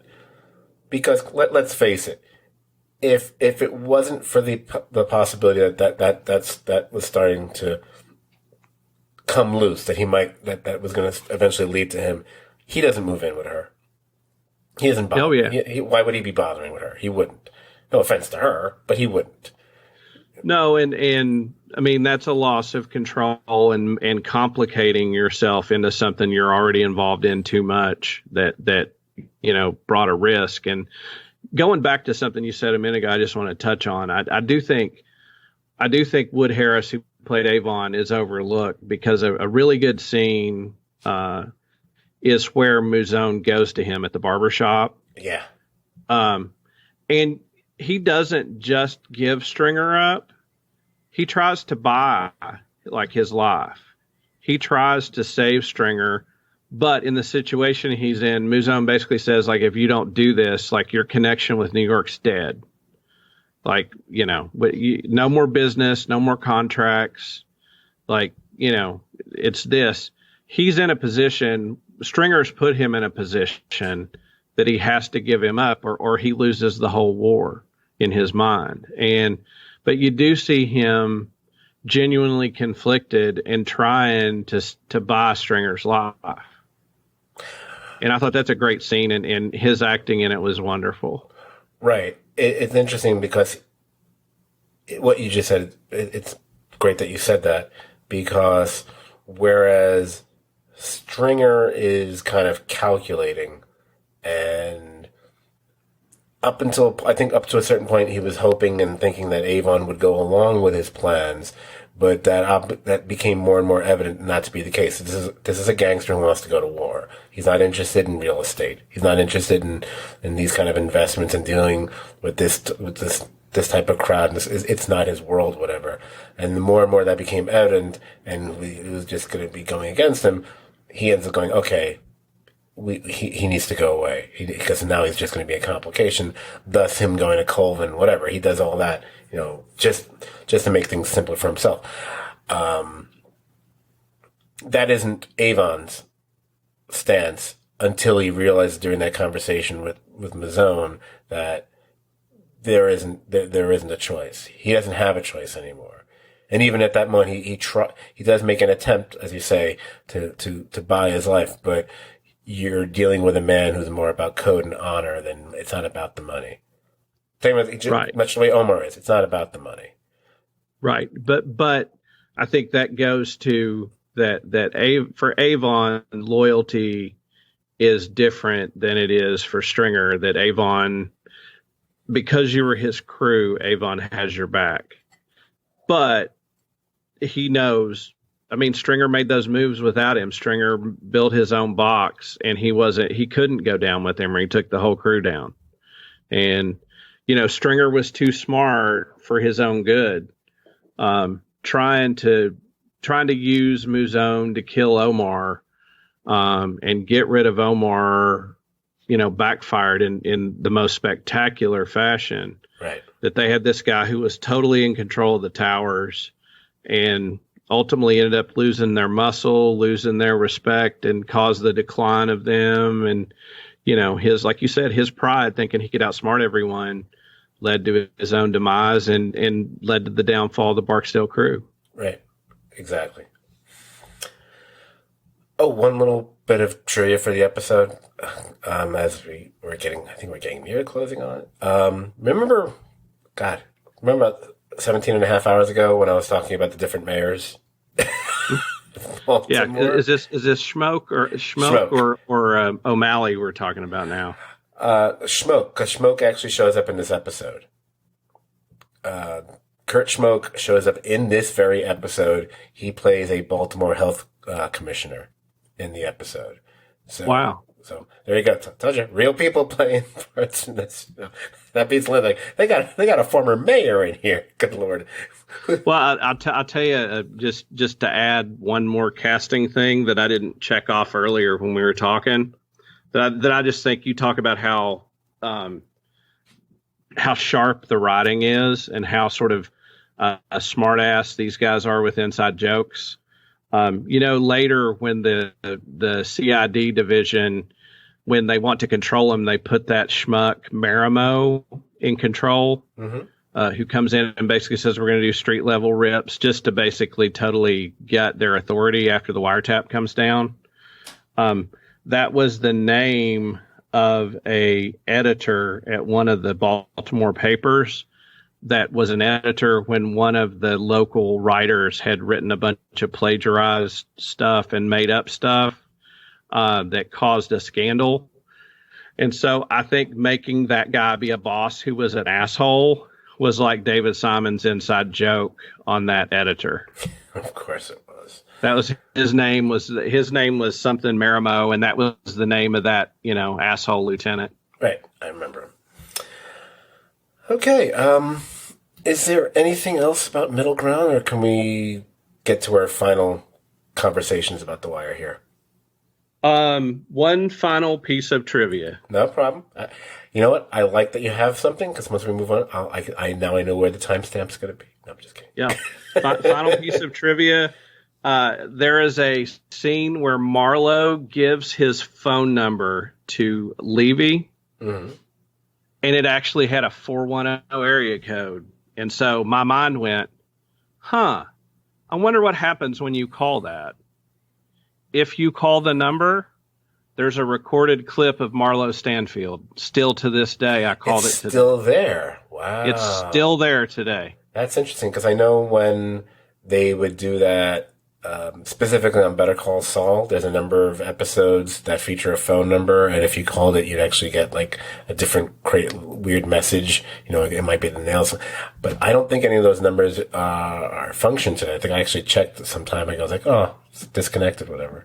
So I called it today. Wow, it still works. That's amazing. And if the listeners want to call it, it's 410-915-0909. And it plays a brief clip of Marlowe, which is from a later episode in season 5. Wow. Good Lord. It's like Rousseau's message. No, anyway. All right. So beyond Middle Ground and beyond 2 hours and 10. Oh, boy. Okay. So, Lord. So I thought we would talk a little bit, maybe less than I thought I originally planned, but who knows, about a couple other Wire matters or Wire episodes, at least a little bit. I mentioned, again, way back at the beginning, that there was actually another episode that was in kind of contention for this spot, until I drilled down into just Wire-specific lists and then realized, nope, Middle Ground's the one to go with. The other one, which I guess would have been the runner-up, if you want to call it that, would have been the finale of season 4, Final Grades. And it occurred to me, because I did rewatch, as you watch everything, I at least rewatched season 4, including obviously Final Grades. And I realized that, if you look at this countdown, either just the top 20, or if you want to take the entire, or now I'm calling it the top 25, because I'm including the 5 I didn't even do a podcast about. There's at least a few different season finales in there. I don't remember, I haven't actually done the legwork of, scrolling on my notes here to count, but at least 3 or 4 or 5, I don't know.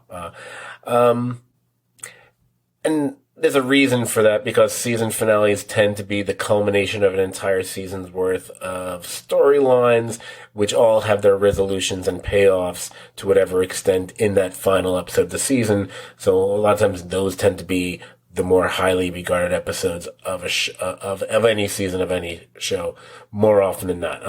Except with the outliers, like the joke we used to have about Game of Thrones, where the penultimate episode is always the best episode for several seasons rather than the final episode. But usually it's the final episode.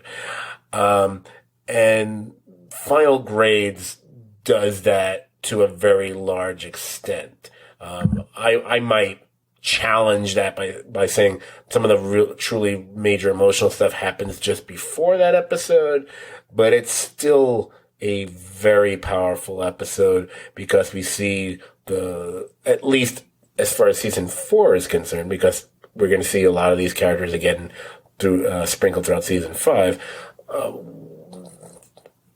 When you look at how season 4 begins with those 4 kids and where they end up, at least by the end of season 4, and the tragedy of those storylines, which we've already spoken about, maybe we don't really need to talk about it too much here.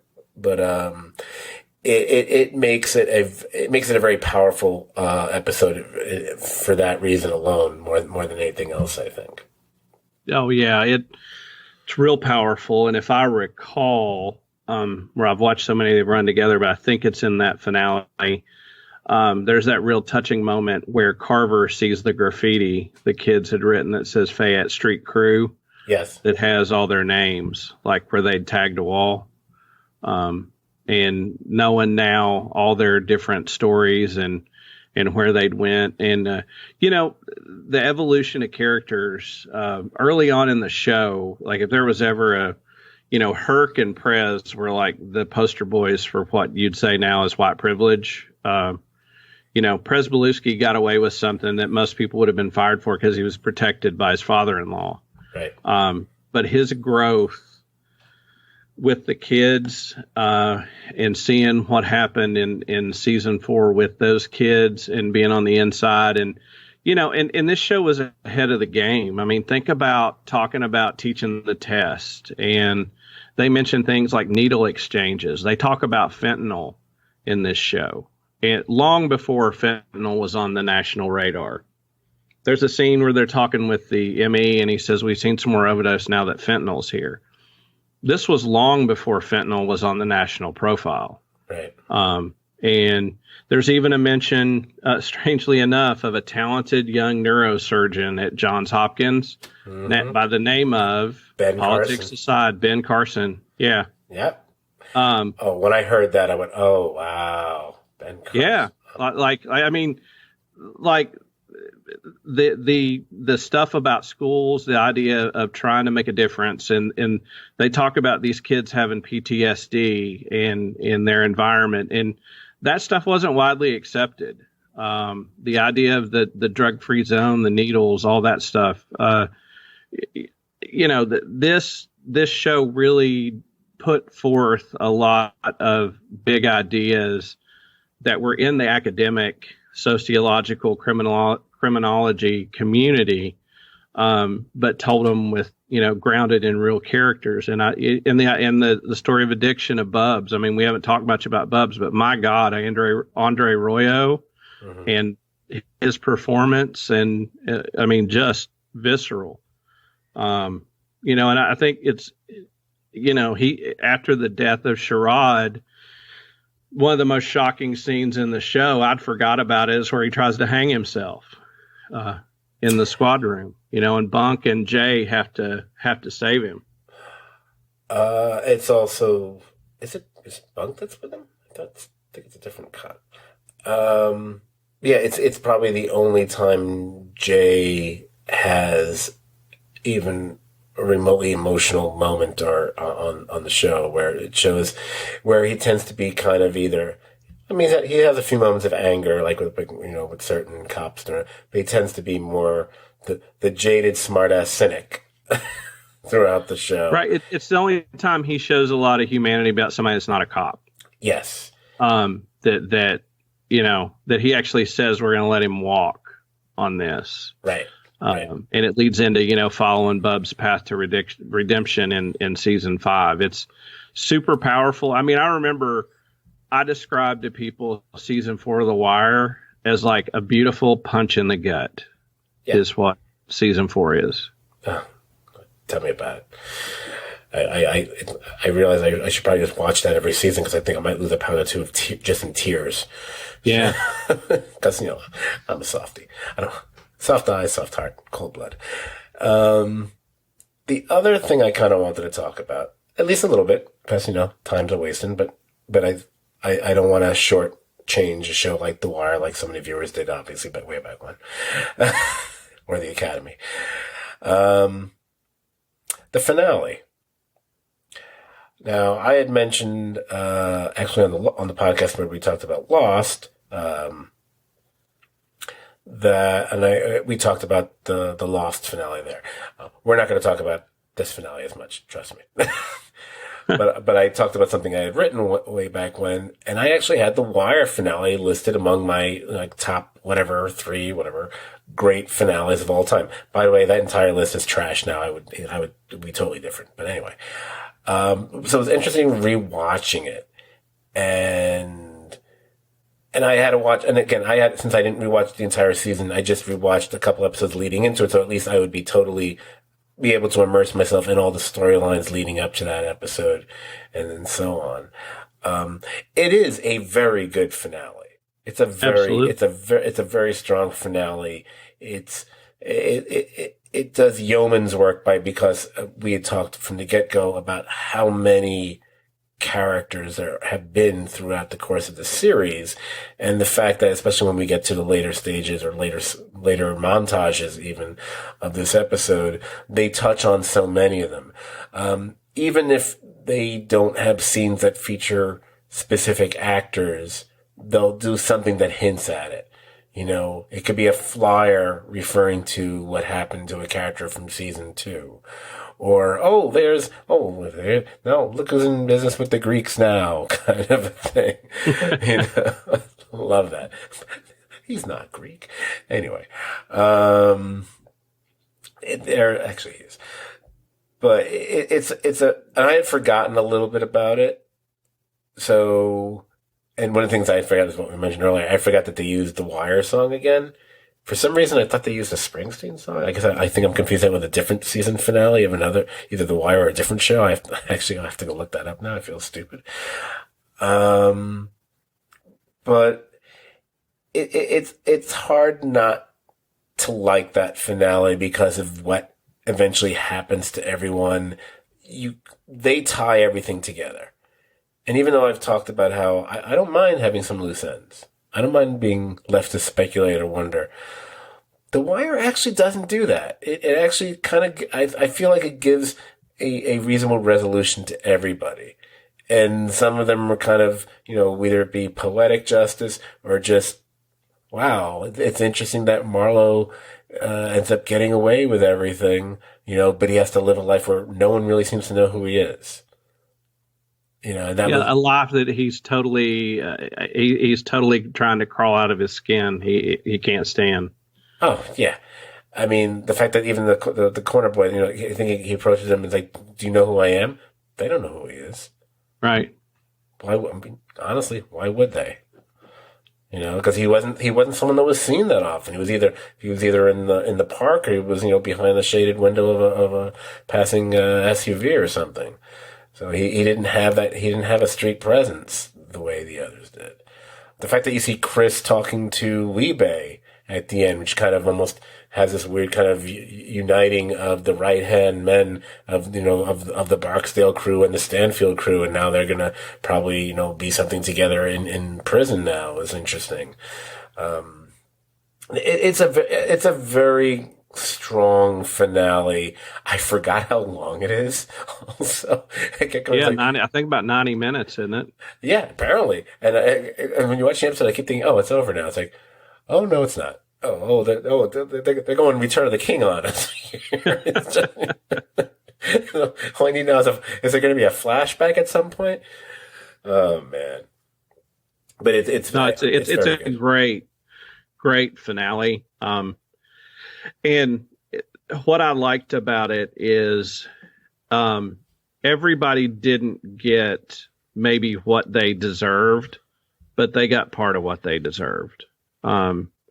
And I think that's what this show hints at that nobody, I mean, there are no absolutes where the good guys 100% win and the bad guys 100% lose. So everybody got some proportional response to what they did, right? Like Freeman and McNulty are able to survive, and there's that great scene where they trick you and you think Jimmy's dead.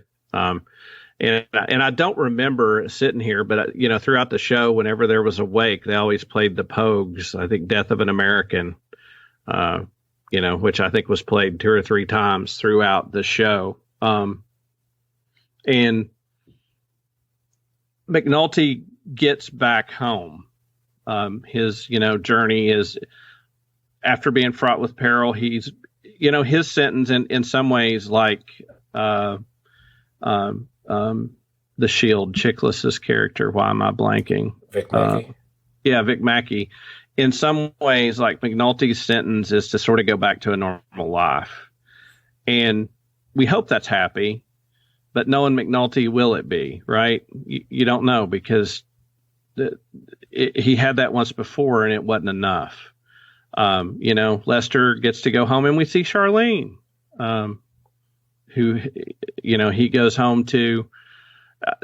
But at the end, the scene at the bar, seeing all of them, seeing what happens with Stanfield, and then ending, towards on the kids, I thought it was a really effective way to tie up the show. And I'll say that this show was so good with details that in season 5, when the mayor is doing the port announcement, Pablo Schreiber comes back to just for that one episode to be the one heckling the mayor about closing the port down. Right. And he was in season 2 and didn't make any appearances after season 2. Right. But they bring him back, to represent. So throughout season 5, all the seasons of the show in their own iterations are represented. And in the finale, everything's represented and touches on the whole scope of the show. And I thought it was a beautiful finale. Yeah, absolutely. I actually think there might be less for me at least. And it's the last thing I just watched it yesterday. I actually think there might be less question as far as McNulty is concerned, because I think it's his journey is, he finally learned. And we saw that, I mean, yes, the things he did as far as on the job that's pure McNulty. He's the epitome of doing the wrong thing for the right reasons. He should hang out with Jimmy McGill, quite frankly.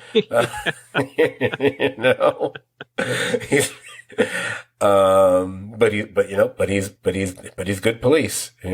As far as being on the job, there, as they say at that wake, there's no man better. By the way, no one thought he was dead. From the get-go that they're fucking with him. We know that. Well, you know that they're fucking with you. Yeah. But it's just jarring to see. Oh, okay. Because I remember thinking, I remember when I watched the first time, I was cracking up from the get-go because they're going, oh, they're going back to this because they've done that before. I was like, oh, we're going to hear that song, aren't we? I'm afraid, whatever. Maybe it's that Pope one that you were talking about. Yes, Death of an American, I think is the name of it. But what was it I wanted to say? McNulty's journey. Oh, McNulty's journey. And for him, it's interesting because a lot of it is tied to his weaknesses as far as alcohol and everything else that follows with that. His tendencies towards being unfaithful, shall we say, and how he basically teached a doctorate course to that to Greg's. Way back when. Yeah. But I think for human beings, we say a lot that one of the things we all need to find is a place to call home. And I think with Beatty, with the Amy Ryan, and I almost wished the little bit I saw of her here, it almost made me wish I had rewatched season 2 because I really was remembering I had like a kind of a borderline crush on Amy Ryan, how much I really love her as an actress, and I wish I saw her in more things. Maybe there's some things that I missed I should go back and check out. But I think there's an episode, I don't know if I don't think it's in the finale, but it might be one earlier where McNulty even mentions how the kids got his number. And I love the kids call him McNulty. They won't even call exactly. Not Jimmy, not James. not Uncle Jimmy. McNulty. McNulty, whatever.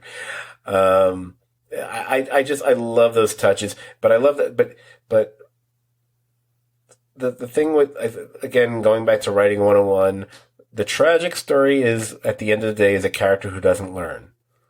The redemptive story or the positive journey, whatever, is the character who learns. McNulty learns. It's not about what he did on the job. It's about what he did how he's leading his life. The fact that he's able to walk out of his own wake, with hardly, maybe a drink or two in him and nothing more than that, is maybe the most impressive thing McNulty does in all 5 seasons of the show to some extent. The only other thing I would say about the finale, or maybe more about season 5 altogether, because I think there tends to be a consensus, and I would say rightly so, that the 5th season is they're all great. The season 5 is by far not a bad season, but it's probably of the 5 the least. You know what I'm saying? It's just not. Totally agree. I think maybe for some, I remember when I watched it the first time, I had an issue with the whole premise of Lester and McNulty doing what they did from the get-go, because that seemed to just push the envelope of realism further than I thought the show had done in the first 4. Even if that has had something, maybe not to that extreme, where it was nationally covered as a serial killer kind of thing, maybe whatever. And I get why that was done from a writing standpoint and the parallels between that and what was going on with the newspaper. I totally get that. And it did make for some great, interesting drama and tension as the season wore on. But at the end of the day, I remember going, I don't know if part of me just didn't believe Lester would go there, Lester is on my list of favorite characters. Lester is right up there with Bunk. Yep. And Lester is the guy that is the best police on the show. Like, you give him a big, complicated case, and if what the show tells you, if you gave a guy like that what he needed, he could solve almost everything, which is not what people in power want. Because if you solve everything, guess what? Everybody's a little dirty. And when Lester's investigation becomes too successful, it endangers the powerful people too. But seeing him go down the road with, Bunk brings him in to be the voice of wisdom, and he suddenly goes off with McNulty. It was disappointing in my belief in Lester Freeman, because Lester Freeman is the most impressive cop on the show, in my opinion.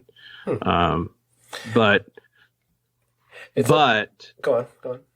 No, but I think, the sense of frustration at the cutbacks and feeling unsupported, you understand why. But I do think guys with that much time and experience, even if they pushed it a little bit, to push it as far as they do, to me, is like, come on. Like now you're going too far. Now, what I did like is throughout season 5, Lester fully acknowledges what he's doing is wrong, and even tells Sidner, like, hey, if you don't want to be a part of this, I understand, and stay far away from me, so only the cuffs go on me if this goes bad. So he knows what he's doing. He knows to some extent, but it's kind of like what we were saying, maybe it was about Stringer or others earlier on.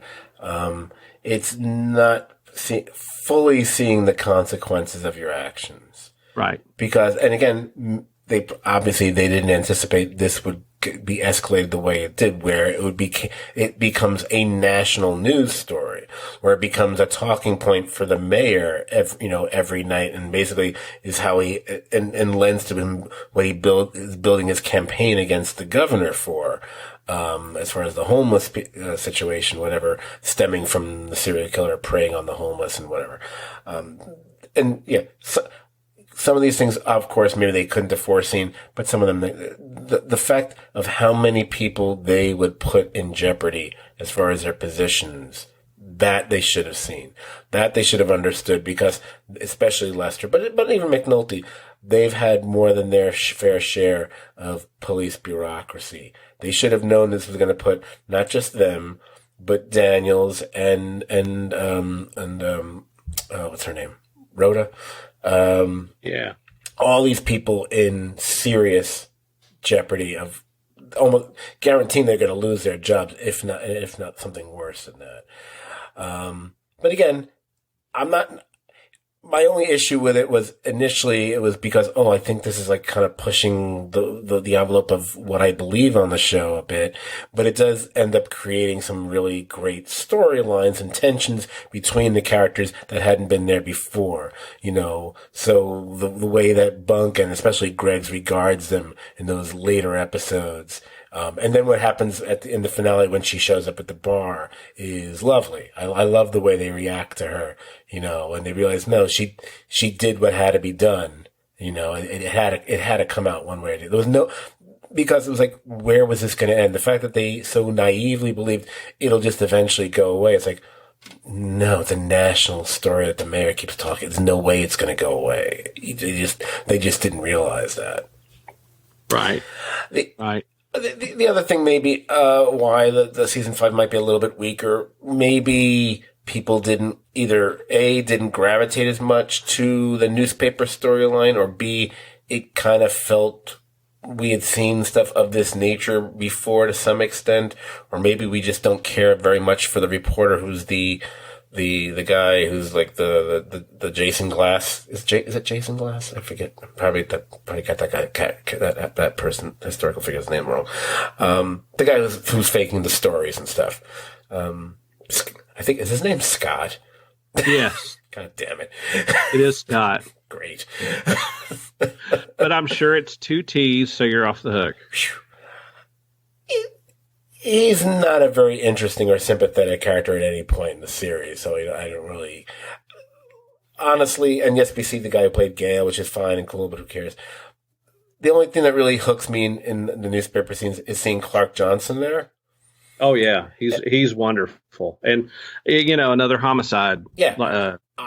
I convinced myself that the guy who was the detective in Homicide decided to give that up and go in and go and work for a newspaper. I just kept waiting to see his hat, because he was like, "Where's that little pork pie hat? He's got to have that hat somewhere." Plus, Clark Johnson also became a very accomplished TV director and movie. He's actually directed some movies as well. I think he directed one of the Shaft movies, if I'm not mistaken.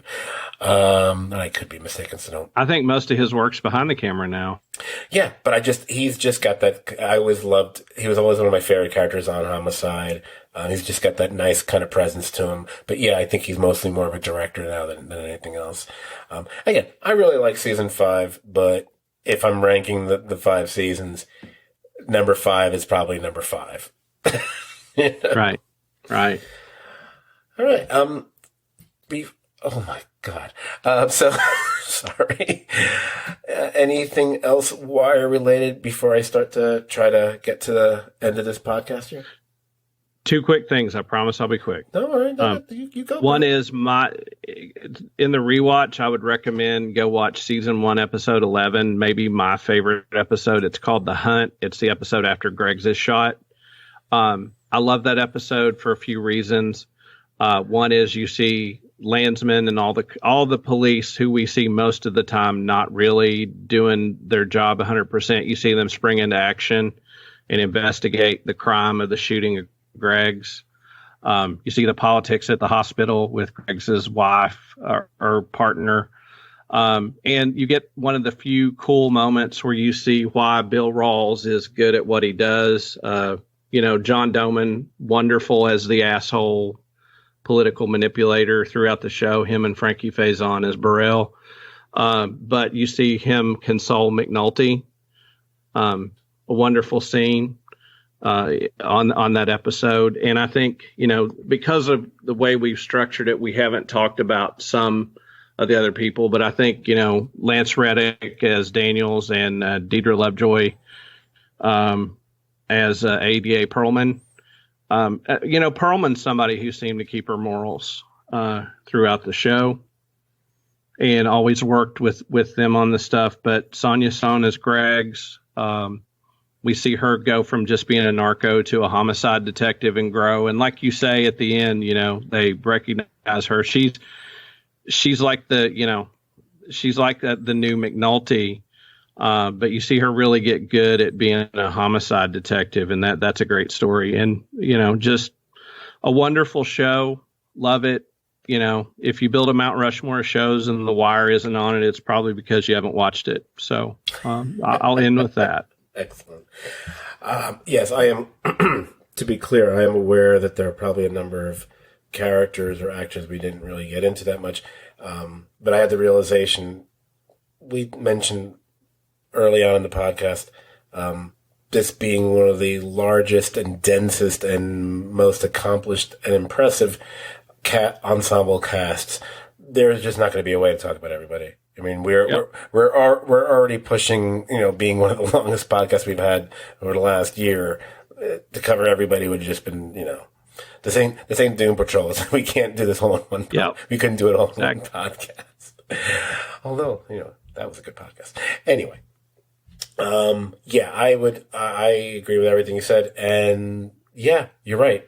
If it's not on your Mount Rushmore, then you're watching the wrong shows. You're probably busy watching like Grey's Anatomy or something. I don't know. Why did I pick on Grey's Anatomy? It's probably a fine show. I don't know. Okay. Clear his throat. Oh my God, 1:48 in the morning. So, with all that said, now we get to the part where, again, like my disclaimer, you've all heard this all before, but who knows? I do it a different way every fucking time. So I look back on the countdown so far, and we build up to what's next. So, and as I said, I'm giving you from number 25 on now because I'm stupid that way. So when this countdown started, there were 5 that didn't get their own podcast, but I'm going to tell you what those 5 were. With number 25, and that was the 9th episode of Band of Brothers, Why We Fight. Number 24 was Who Goes There, which was the 4th episode, the one with the tracking shot, of the first season of True Detective.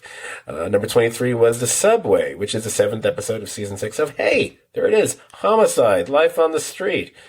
Number 22, first finale on the list, was Everybody's Waiting, the series finale of 6 Feet Under. Number 21, The Reverse, Days Gone By, which was the very first episode of The Walking Dead. The only first episode of any show. Interesting. Number 20 was House's Head, which was from season 4 of House. Was that the finale? No, that was the next to last episode of that season. Number 19, speaking of finales, here we go again. The Getaway, the season 4 finale of Dexter. Number 18 was Out of Gas. I'd say it's from season 1, but there was only one season of Firefly. Number 17, the first one I did with Brian, Mr. Robot, 407 Proxy Authentication Required, which is from roughly the midpoint of season 4. Or as someone else referred to it recently, the episode's like a play. Number 16 was, here we go, finales again. The season 2 finale of Hannibal, Mixumono. I feel like I've been mispronouncing that for the entire podcast. Anyway, number 15 was The Good Wife, from season 5, Hitting the Fan.